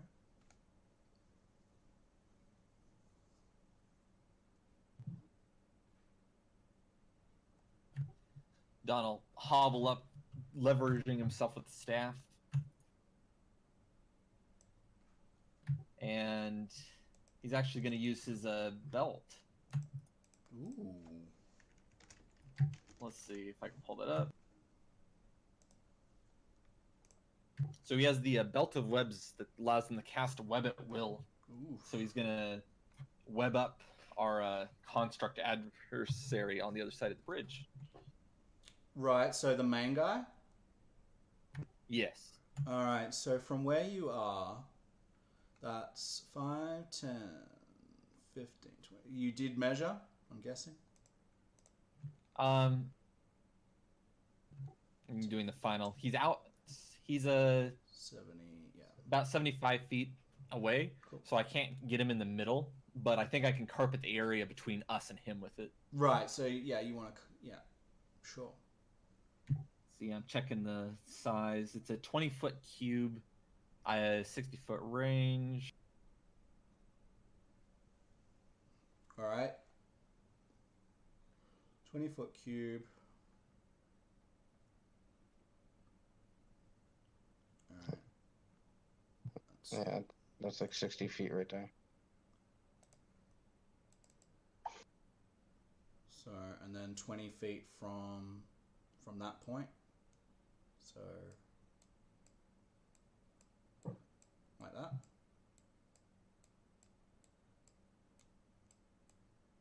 Yeah. Perfect. I like the drawing too.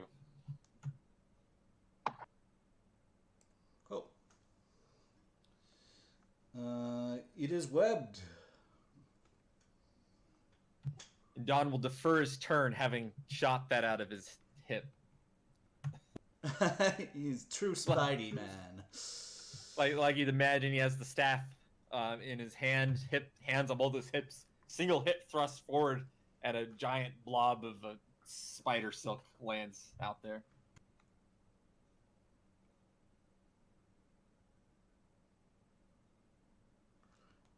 You're up next, Lana. O'Reilly. Alright. Lana's going to hopefully get moved. Oh my goodness. Oh, I forgot with the fire elemental, his movement up into the creature's space also makes it catch fire. It would if the construct was not immune to fire. It is immune to fire. As I'm glad you see because Lana's like getting ready, like, at least pop a firebolt at him. Never mind. She's just kind of going to sidestep over here. Just be like, I'll figure out something else. And takes her dagger and coat with poison. Let me Hopefully make she'll sure it's immune and not just resistant here as well. Because if it's resistant, it'll just take half. And I'd rather be totally above Even if it's board. It does say here immune for the spawn. Apologies. No worries. But that will be her turn. Moving and coating her dagger. Coating her dagger. In poison. Yep. Yep. Okay. It looks like the Forge Master is next. So I will go over to him. Here and here. Alright. I think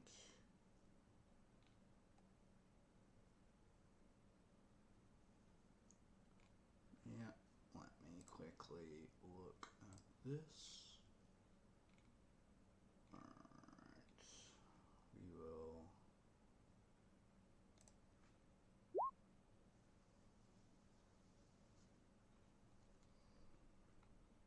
and he's going to fire step.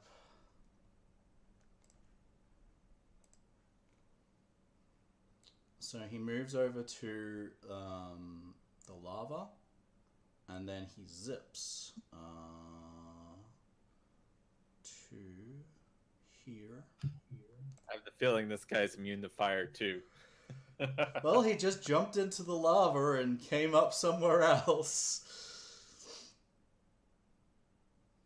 And he will finish his movement,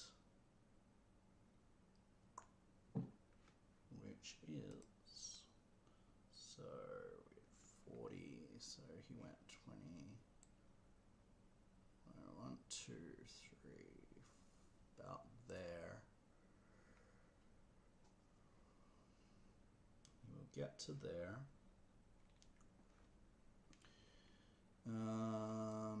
So every creature within 10 feet, which is going to be Bastian and Silas, need to make me a con save, please. It looks like he's standing on top of Dawn. Yep. He's standing on top of Dawn, is he? Well, he would have. That's weird. Where Dawn's trying to go. No, I accidentally deleted him. Well done. What? Well done. Alright, 1 second while I bring Dawn back from the brinks of destruction.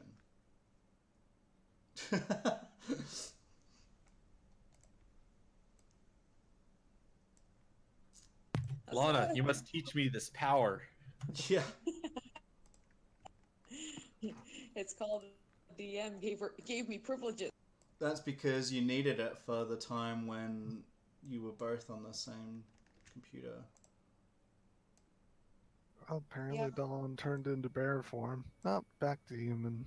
Orc. And you'll need to modify your HP again, Don, because I don't have the updated one. His initiative was 14. No, it's just the hit points on this thing. Yeah. So wherever you were, so you were there, right? Okay. So he would appear I'm good. there. All right. So Dawn, Bastian, and Silas need to make me con saves. He'll need to get back into the initiative order, though. That's fine. I will put him back. It was 14, right? I think Yes. so. Yeah.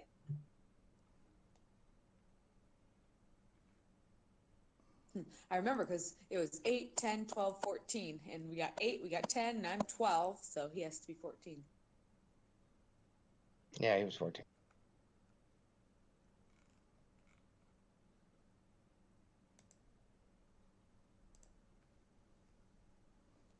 All right. And Silas, a save from you too. I think And what type of save is that? Sorry. a con save. And it looks like Don. Yeah, put it. Yeah, okay. Yeah, fair. Gotcha.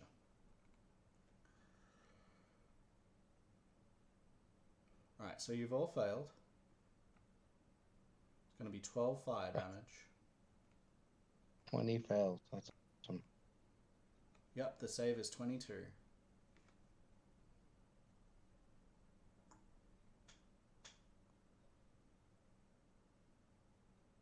Alright, it's 12 fire damage. Hang on 1 second. That's that one. I want to double check. Make sure I haven't, given you the wrong thing here. Just, sometimes. No, it is 22. Alright, yep, so we take the fire damage, which it says there, so 12. And yeah, and so he's teleported. He's done that. And he's right next to Don. So, was it an action to do this? I think so. It was a spell. Yes. Alright, so he's here. He's done that. It is the next person's turn, which is Silas. You're up. Yep. Fantastic. So I guess how this looks is, rather like when he's jumped into the lava, he's then come up about here and he's like been surfing on it, and he surfed the wave. The wave of the lava came up and over and splashed down to his current location. That was the skin of his spell.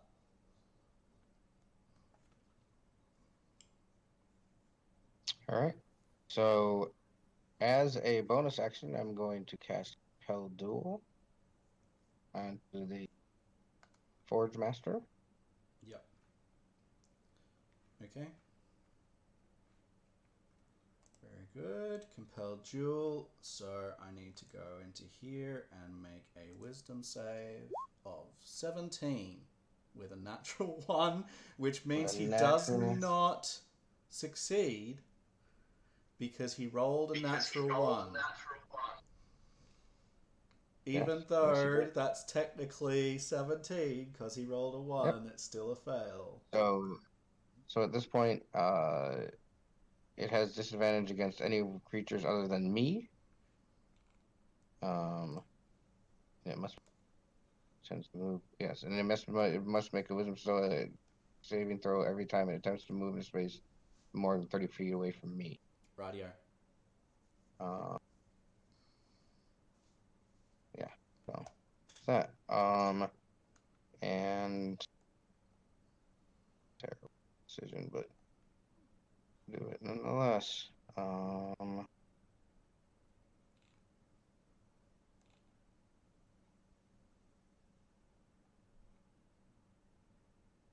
Okay, and I'm going to run straight at it. And I will hit it with the spear of what's its nuts. That's not the tab I want. This tab.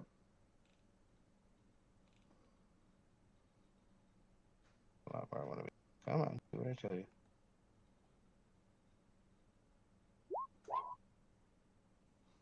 Wow, look at all those ones.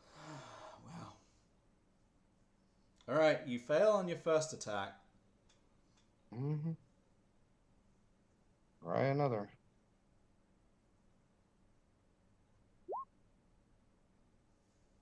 That's also gonna fail. Sure. No, it's not. Hmm, With a it's quite big. 17, you hit. All right, and that is 10 damage. Does it give me more damage? You tell me. I don't know what you've put in No. there. 1d6. No, that's correct. All right. No, and that's only if the steering wheel stuff happened. Okay. And that's that. So I will. Can't do that because I've already cast a bonus action, and I will end my turn right there. Alrighty. So yeah, he's taken that. And I'm guessing that's a magical weapon. Yes, it is. Alright, so he takes the full Mm-hmm. damage for it. Mm-hmm. You think that if it was not a magical weapon, he would resist that, but the magic of the weapon goes through his resistance. Bastian, it is your turn. Oh wait. 2d6. What you call that? Sneak attack. Oh yeah, so just quickly do that for us. 9 more. Alright. He takes that too. Donna's right there. Okay. Mm-hmm. All right. Should have done this earlier, but whatever. Bastion holds up his maul and he says, Balinor, grant me strength. And that's his turn. Yep. Lots of ice coming in our future. Alright, Isdelth. He's going to have his turn. And he is having trouble with his Word documents. He is going to use his Psychic Claw attack.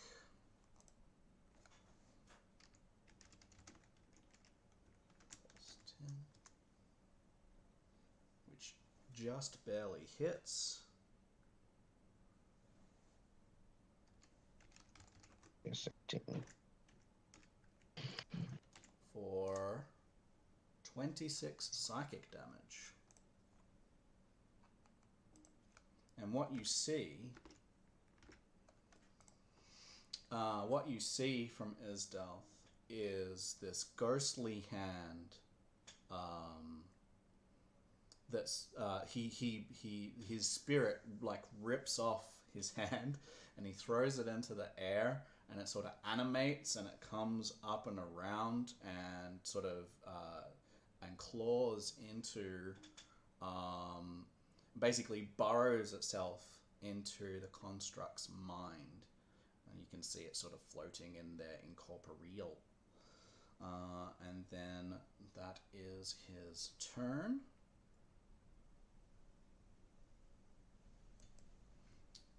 Right, so the turn of the locust.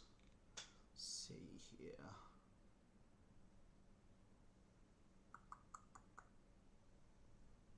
Right, so the locust begins to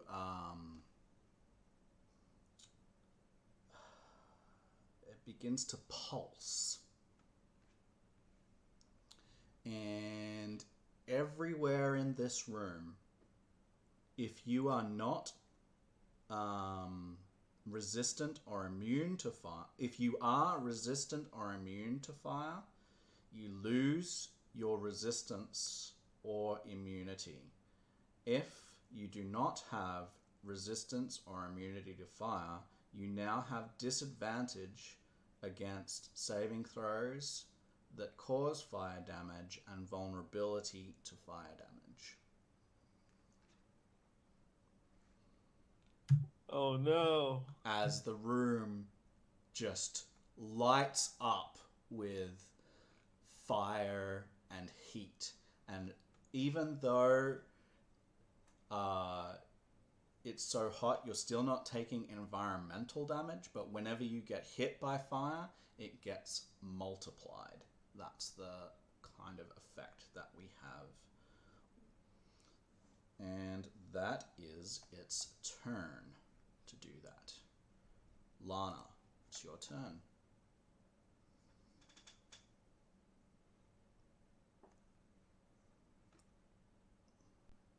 All right. No, it should be done. Should be done. Let's change this. There we go. Right.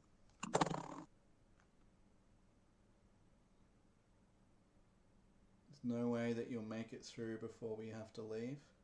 Really? Oh, Yeah. unless it takes like 30 minutes. Maybe Yeah. we can. Okay, we can. well, we've got 30 minutes. That's all right. Let's try and make our turn short then. Don's gonna back up. Does that provoke an attack? If he's not disengaging it, well, yes. He's not disengaging.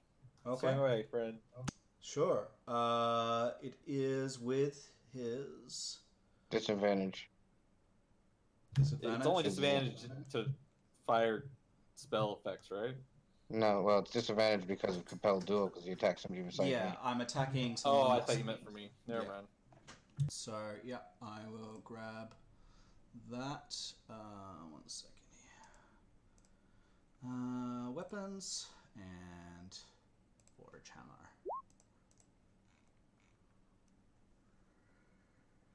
He rolled a 1 again! Alright, he does not hit you, even if that normally would, because he rolled a 1. I think a 33 probably would have hit him. Yeah, I'm looking at that and going, as long as he rolls a 3 or less, Lana's fine. Well, the way he's going is just saying. The way he's going. Yeah, so you get away scot-free here, Don. Let's, what else do you want to do? Ice Storm. Don raises the staff, points it at the ceiling, and draws it down. And he says something witty about, "You thought fire was the only gun in my arsenal." And large hailstones just start dropping out of the ceiling like those stalactites, Yeah. I think, that we saw in the ice cavern earlier. Nice. Sure. So he Didn't roll the damage, darn it.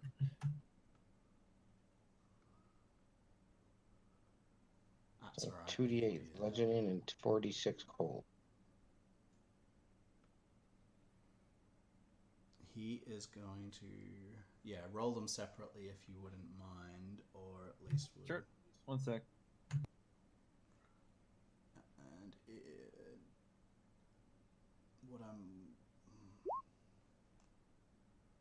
so that is the bludgeoning. So he takes all of that because it's magical. Oh my god, look at these ones. 1-1-1-1. And he is resistant to cold damage. And he will take 4. Okay. Everything. We need water. He's also gonna direct Spicy to shift his attention back to our other friend, seeing as we've already determined that other mechanical is immune. Indeed. So that might be another attack of opportunity. Moving away. Yeah. Spicy don't care. He's a rebel. I guess it would be. I think I would use. And if this guy isn't immune to fire, that also ignites him as Spicy moves into his space. Does it ignite Silas as well? No, he has to move into your space to do it. Into my He space, only gets to okay. do that with one creature. Nice. That's All very right. So the good. fire damage does nothing to the Forge Master, as he's effectively made of fire.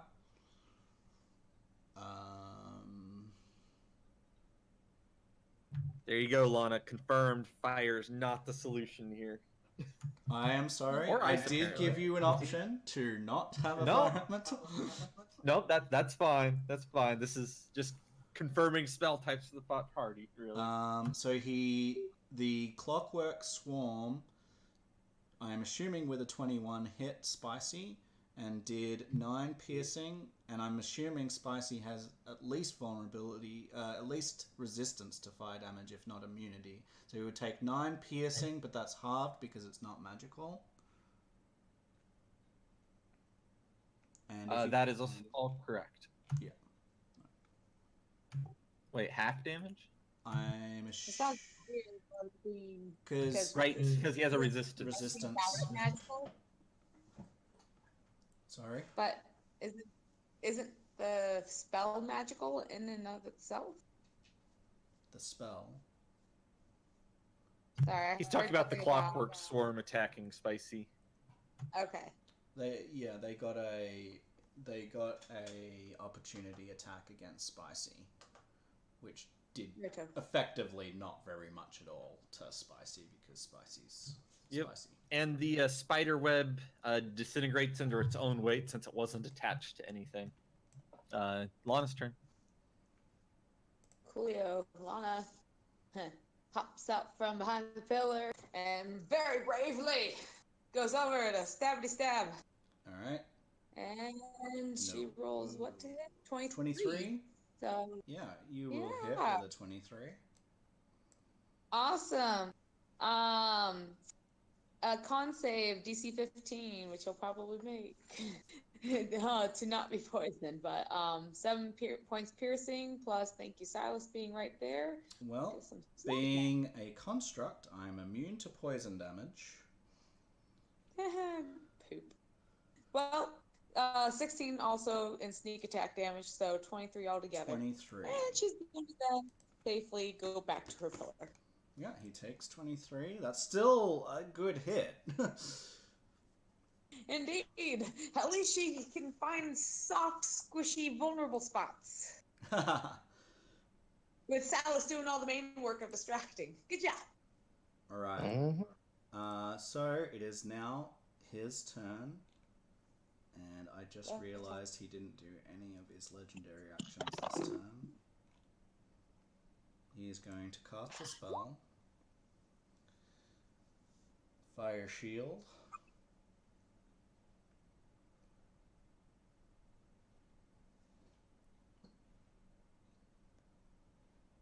Within 5 feet of him, whenever a melee attack hits him, the attacker will take 9 fire damage. So that starts 18 fire damage? It will be, yes, if they did not already have either resistance or immunity to fire damage, it would be 18, yes. Yeah. I don't have that. So he casts that spell, and that will be his turn for now. I just have to make sure that I do his legendary actions this turn. So, you don't have to. Well, otherwise it's just not going to be a challenge. Silas, it's your turn. Yay. Cool. How nice.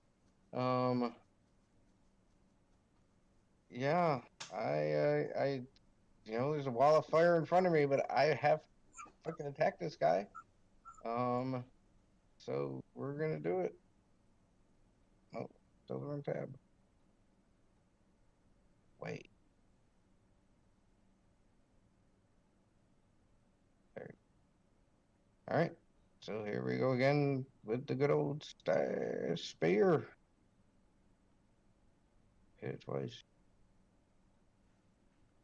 You will hit for 8 piercing damage. and I take 18. You do take 18. Ow.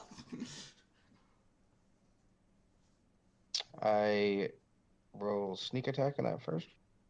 Yep. I don't have anybody near. No, I don't. I don't have any near. Oh no! Oh, Is you is got is the fire Picante. elemental considered an ally of mine? Yes.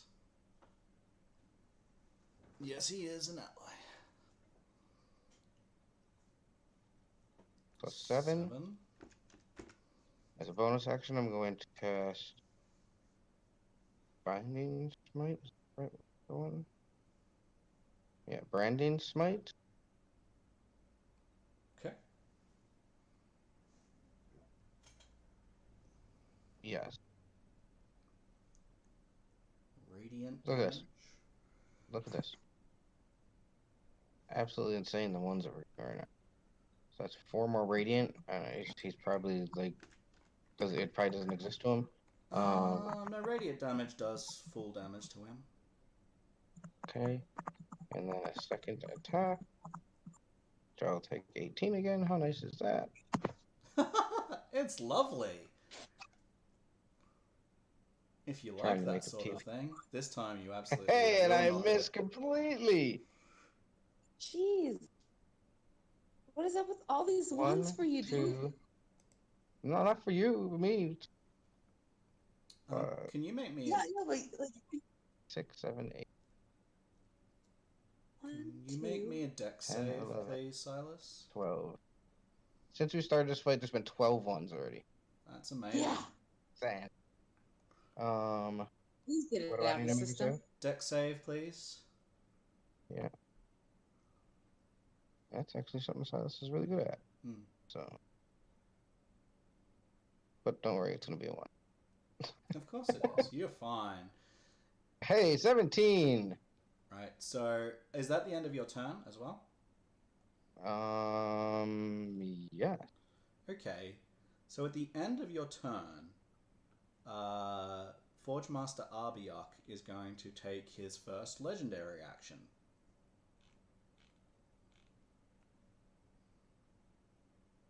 I need everyone to make me con saves, please.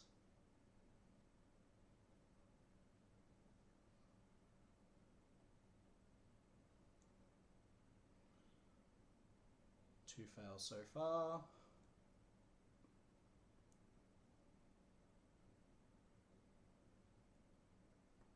That's also a fail.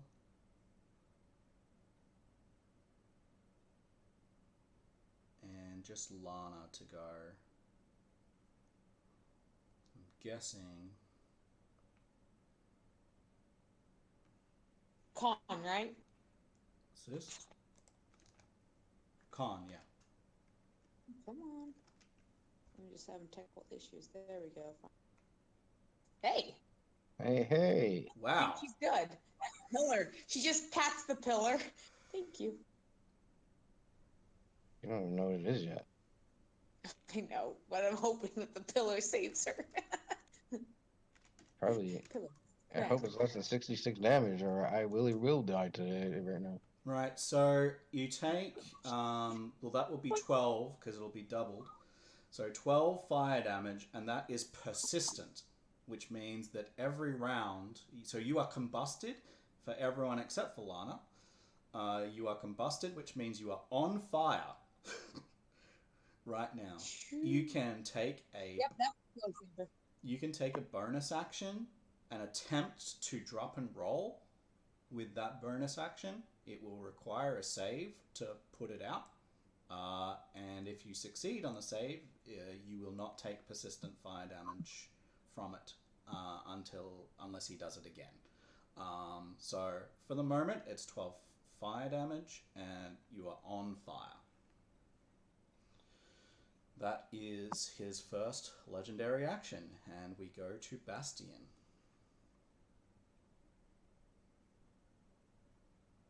All right, wasn't quite expecting that. I'm seeing if I have Sleet Storm in my spells. It'll take me just a moment. Sure. Pretty sure I do. I think you do too.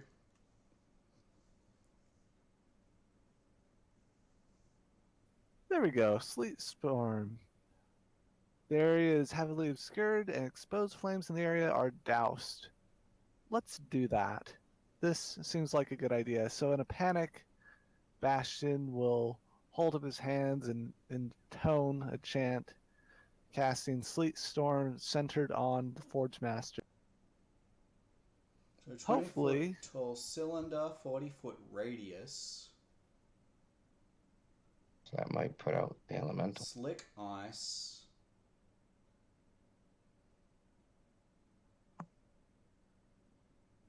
Alright, so it's...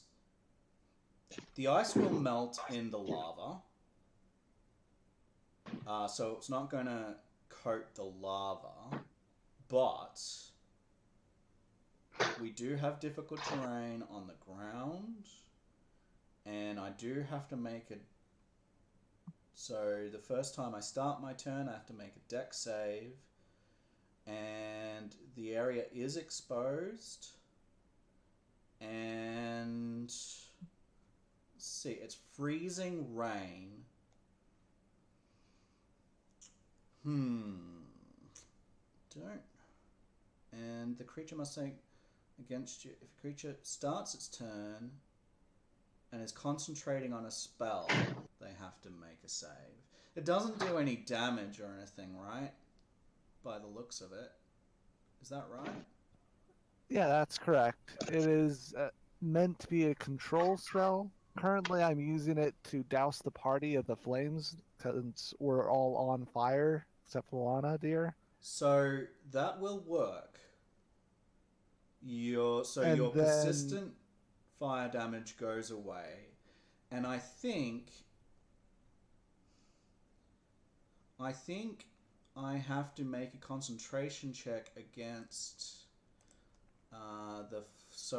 because I think I'm concentrating on fire shield, am I? Let me double check on that spell. So you only have to make a concentration check when you start your turn Right. in the area. Yep. However, I never saw you roll a concentration check for taking damage from Silas when he first attacked. True. I have to double check on the fire shield spell. No, it's not concentration, so I don't have to. Dang, that's Nexy. It is what it is. Alright,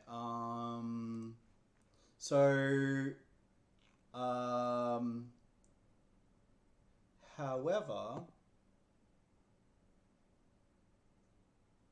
you know what? I think while you are concentrating, I'm gonna take away his fire shield effect as well. Okay?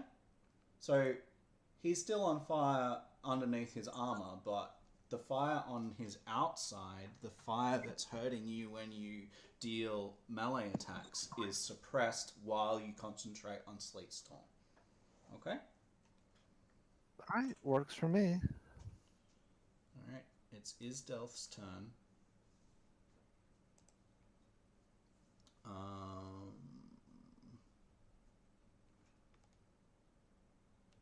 Actually, I'll do another legendary action here, and I also have to... hello, Lily. I also have to do something with this minion here as well. So, just before Isdelth goes, then we'll go back. Yes, we might be a little bit over time by the time everything happens. I think I'm going to cast a spell, as in the Forge Master is going to cast a spell. So it costs 2 legendary actions to cast a spell. So this will be all his legendary actions for this round. And I think what I want to cast is, let's see, where are we? Where did that go? It's gone. Alright, let me bring this back up again here. Alright, his spell book.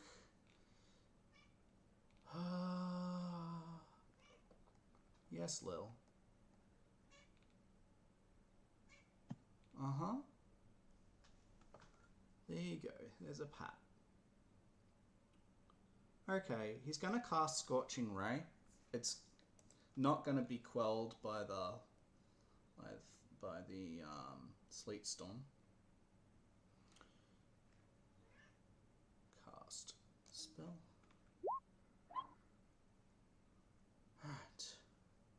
Alright. And I think it'll be... How many of you are there? 1, 2, 3, 4. So he will target each of you once, and I guess Silas twice, since Silas is the one right next to him. I think all of that is gonna hit. I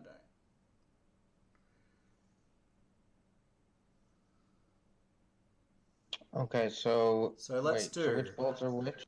Let's do. Lana takes 7.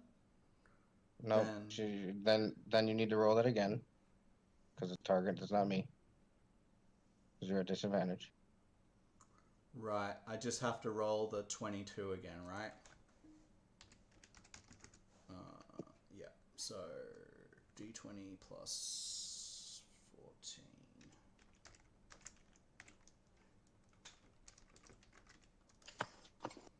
So that's the second one. That won't hit you, right? No. So you don't take the 9. The third one is also against...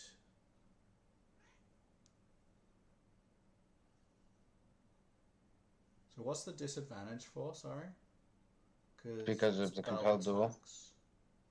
Ranged spell attacks. So it's all attacks? Let me look at it again just to read it, make sure. Yeah. Going up to it. It is whenever, for a duration, it has disadvantage on attack rolls against anyone. Attack rolls. That would be a stealth attack too, right? Huh. So I think... It's a very good spell that's underutilized. Yeah, so it's another one of the things I don't like about 5th edition, because is it... Sorry. Do you want me to clarify the spell? Is that all right? You can. Sure. So the end section talks about things that cancel the spell. One of them is that if a creature friendly to you damages the target or casts a harmful spell on it, the spell ends. For compelled duel. Mm-hmm. Well, and you attack any other creature. Target. It's ideally something you cast for a one-on-one duel. It's designed that if someone interferes with the duel, it cancels the spell, which we've done significantly at this point. Yeah, you're right. Alright, so... What I'll do... Because you didn't realise that it had that caveat. I mean, and we didn't realise that. No, it's not your fault. If you cast a spell that targets a hostile creature other than the target, and if a creature friendly to you damages the target, or if you end your turn more than 30 feet away from the target, the spell just ends. Alright, well, so what's going to happen is this, right? So let's do this in character, okay? Because I don't want to punish too hard. So Silas has understood his powers a certain way, all right? He has cast this and he's like, he's full of confidence. And then he just sees fire welling up in this creature and spurting out in all directions. And he's expecting the White Phoenix to intercede, because that's what the spell does. Is like effectively the White Phoenix comes in and blocks those attacks, or makes them re-aim, makes the creature re-aim. That's not what happens.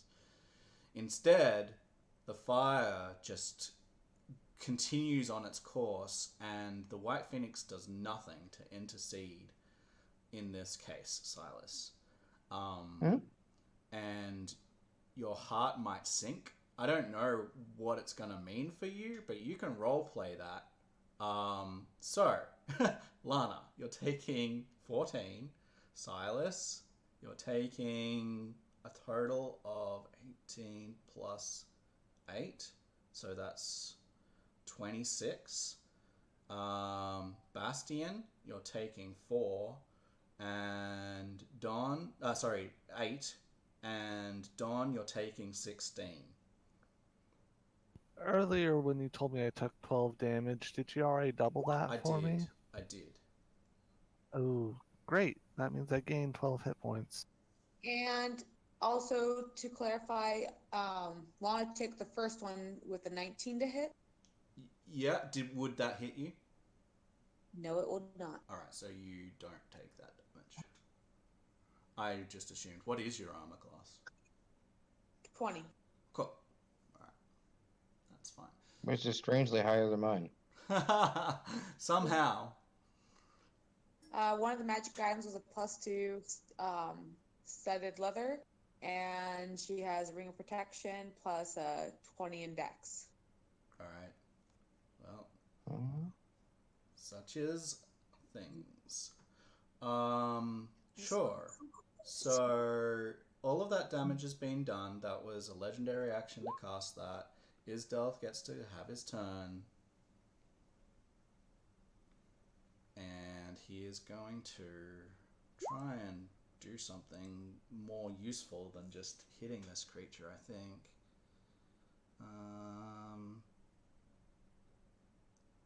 It's bigger than large, so he can't do his telekinetic thrust. Yeah, so Psychic Claw is the best he can do. Yeah, you definitely concentrate. Oh boy. Alright. D20 plus 10. Okay, Isdelf does not hit. He's gonna try again. He still does not hit.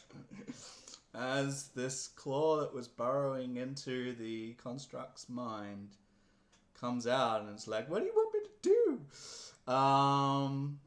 Alright, the forge does not do anything this round. It just continues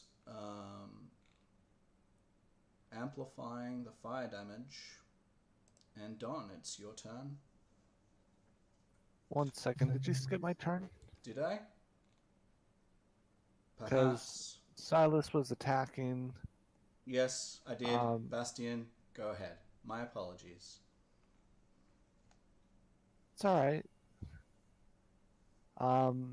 So I will go ahead and cast a level 5 Shatter onto the Forge Master, such that Forge Master's hit, but no one else is. Yeah.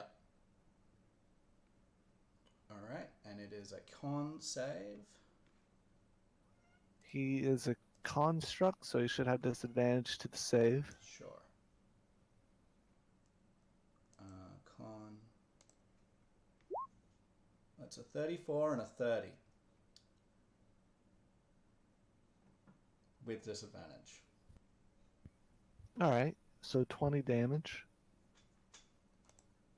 20 damage, and it's Thunder. Thunder does full damage to him, I'm pretty sure. I'm almost 100% sure, but I'll double check. Yes, it does. So 20. Yes, Lily. Come here. Come on. Bastion stomps his foot and he says, "What is made can be unmade." Come here. Yes, indeed. So yeah, the armor, you see the armor sort of crack, or the metal of his form crack, and as you see it crack, you realize that definitely damage was done, but at the same time, the fire within this guy flares up and the cracks just iron back out again as if they were never there. It doesn't mean that he's healing. It just means that the visual of the crack happening is like the crack reforms. It's like his armor is knitting itself back together, but the damage does not get taken away. So awesome. Anything else from you this turn? That would be all. So now Don can go. All right. Let's see here.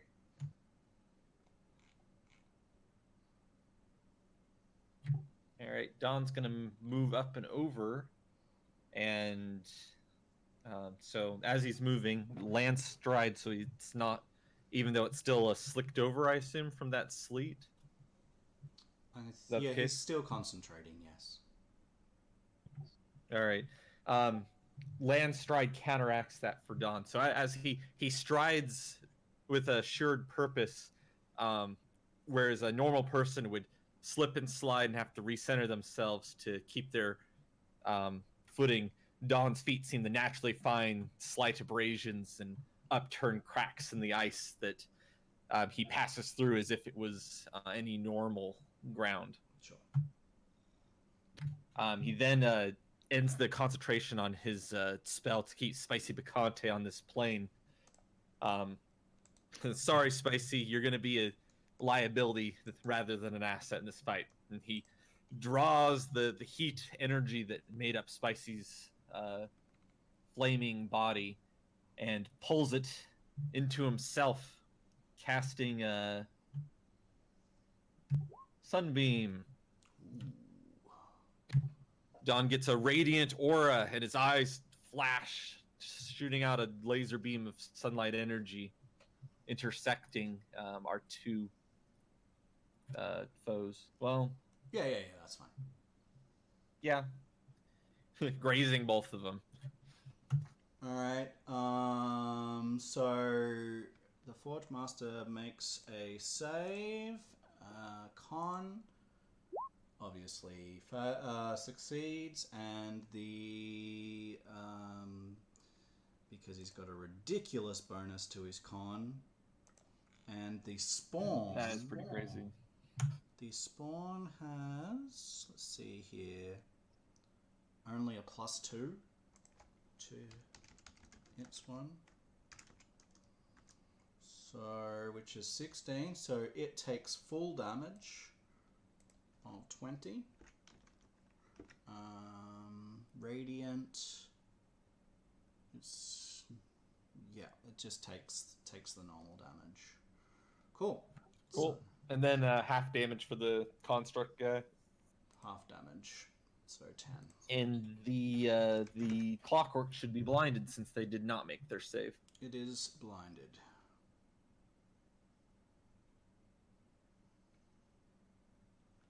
Cool.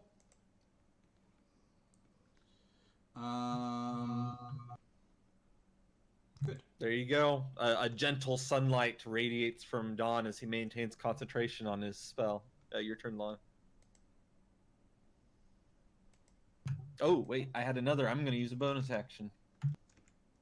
Sorry. That was... Let's see.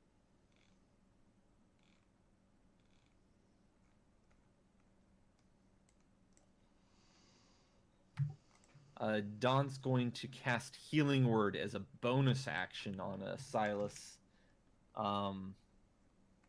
Let's see. 1d4 plus my spell modifier, and I'm going to cast it as a 3rd level spell. So that'd be 3d4. Yeah, 3d4 plus 5.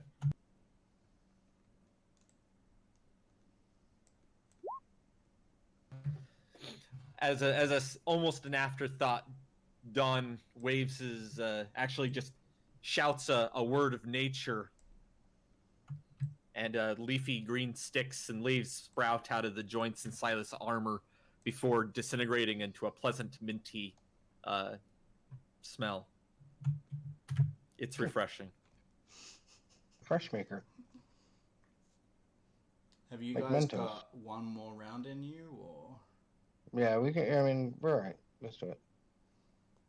all right, Because I got a thing. Lana? All right. Yeah, so just make this real quick. Lana's going to do what she did last turn. She's going to move forward. Hopefully be like, yo. Come on, do the thing. Oh, okay. Stabby stab with 22 to hit. You will hit. Excellent. 10 points of piercing plus another 19 for 29 points of damage. And she's going to say, adios, hello, pillar. She likes this game. Indeed. Right, That's it. His turn. That was before. So.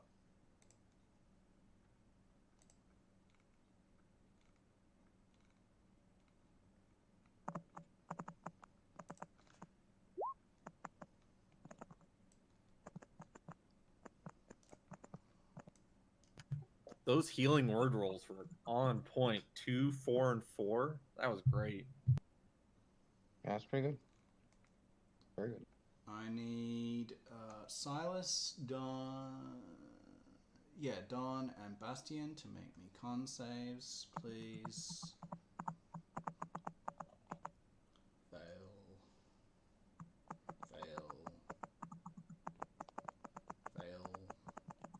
I don't even know if we can pass that. Possible? 22 is It's always- ridiculous. I will say, because I don't I make have these. to roll a 19. I don't Yeah. make these things up. Like, these things are real things, right? Yeah. It is meant to be difficult because you've got Isdelth here, but still, that's gonna be 52 when doubled. I think I might be out of range for this. I was outside of melee when I ended my It says turn. 10 feet. It says 5 feet on the thing you posted. Sorry. Creatures within 5 feet. Ah, yeah. Oh, Sure. I was looking at the destination, maybe. Oh, yeah, it says 10 and 5. That's probably just a typo. And you're within 10 feet of where he was. Yeah, I was definitely within 10 feet. I was later down in the spell description it said 5, When you but I cast see at the the top it says spell, 10. yeah. Interesting. So Because I've copied and pasted. my question would be, would he be able to see outside the sleet storm? Would he be able to see outside? Yes. The sleet storm the area is heavily obscured. I don't know whether that means how far he can see or what he can see. But that. Sure. So that's up to you, Dan. Yeah. You know more about that than I do. Sure.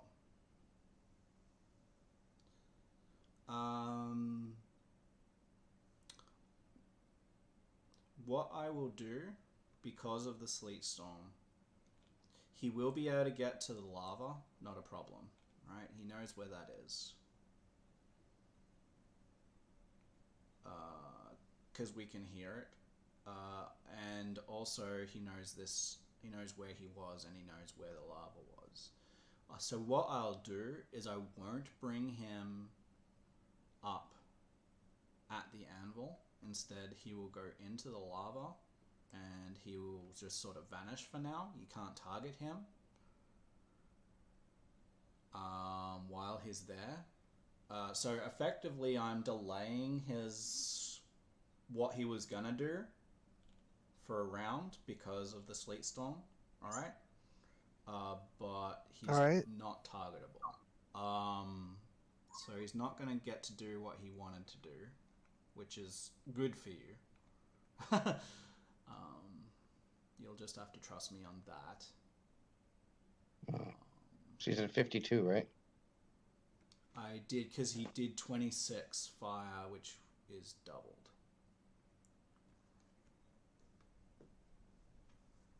I'm at -9. Oof, So you fall. Ow. Yeah. So he's not able to be seen, but he's also not able to do any of his legendary actions while he's in the lava. So it's alright, so Silas, unfortunately we go to you next, which means that you need a death save for me. And Yes, I do. let's hope that those ones do not show up. Good. You succeed. That's one success. Mm-hmm. Bastian, you saw that Silas fell. He wouldn't save me, so it's not a big deal. Well, I don't know. We'll see from him. It's up to what Bastian feels at this point.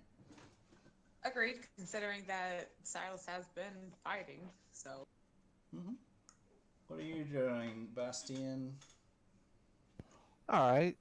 Bastion will see that he's disappeared. He'll stop concentration on the spell. Sleet Storm is old. And he'll look around, see Silas down, and he'll cast Heal on himself. Oh my god! Stone cold.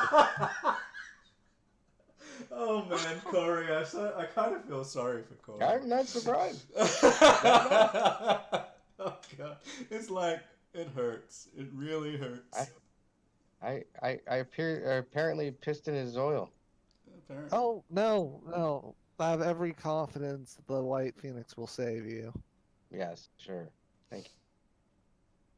Oh boy. Yep. So you heal yourself. And anything else on your turn? Such a dick move. What? Move away from each other? That seems like a good idea. Or you might want to go and take care of that construct over there. It still hasn't attacked us for some reason, because I think Matt has forgotten that it's there. But Don't remind him. Oh, I know it's there. I know it's there. There is a reason for all things. It's eating the walls that are going to collapse on us, dropping rocks on our head here in 2 rounds. That's what it's doing. It Probably. was also blinded because of the sleet storm. It couldn't see anything. mm-hmm. Right, so Bastion moves, and that's his turn. Alright, Isdelth can't see the big guy. So he's like, I guess I'll go after this, the actual locust. So, yeah, that's about right. He can't make it there. Actually, he's gonna dash, which means he can get there for the next round.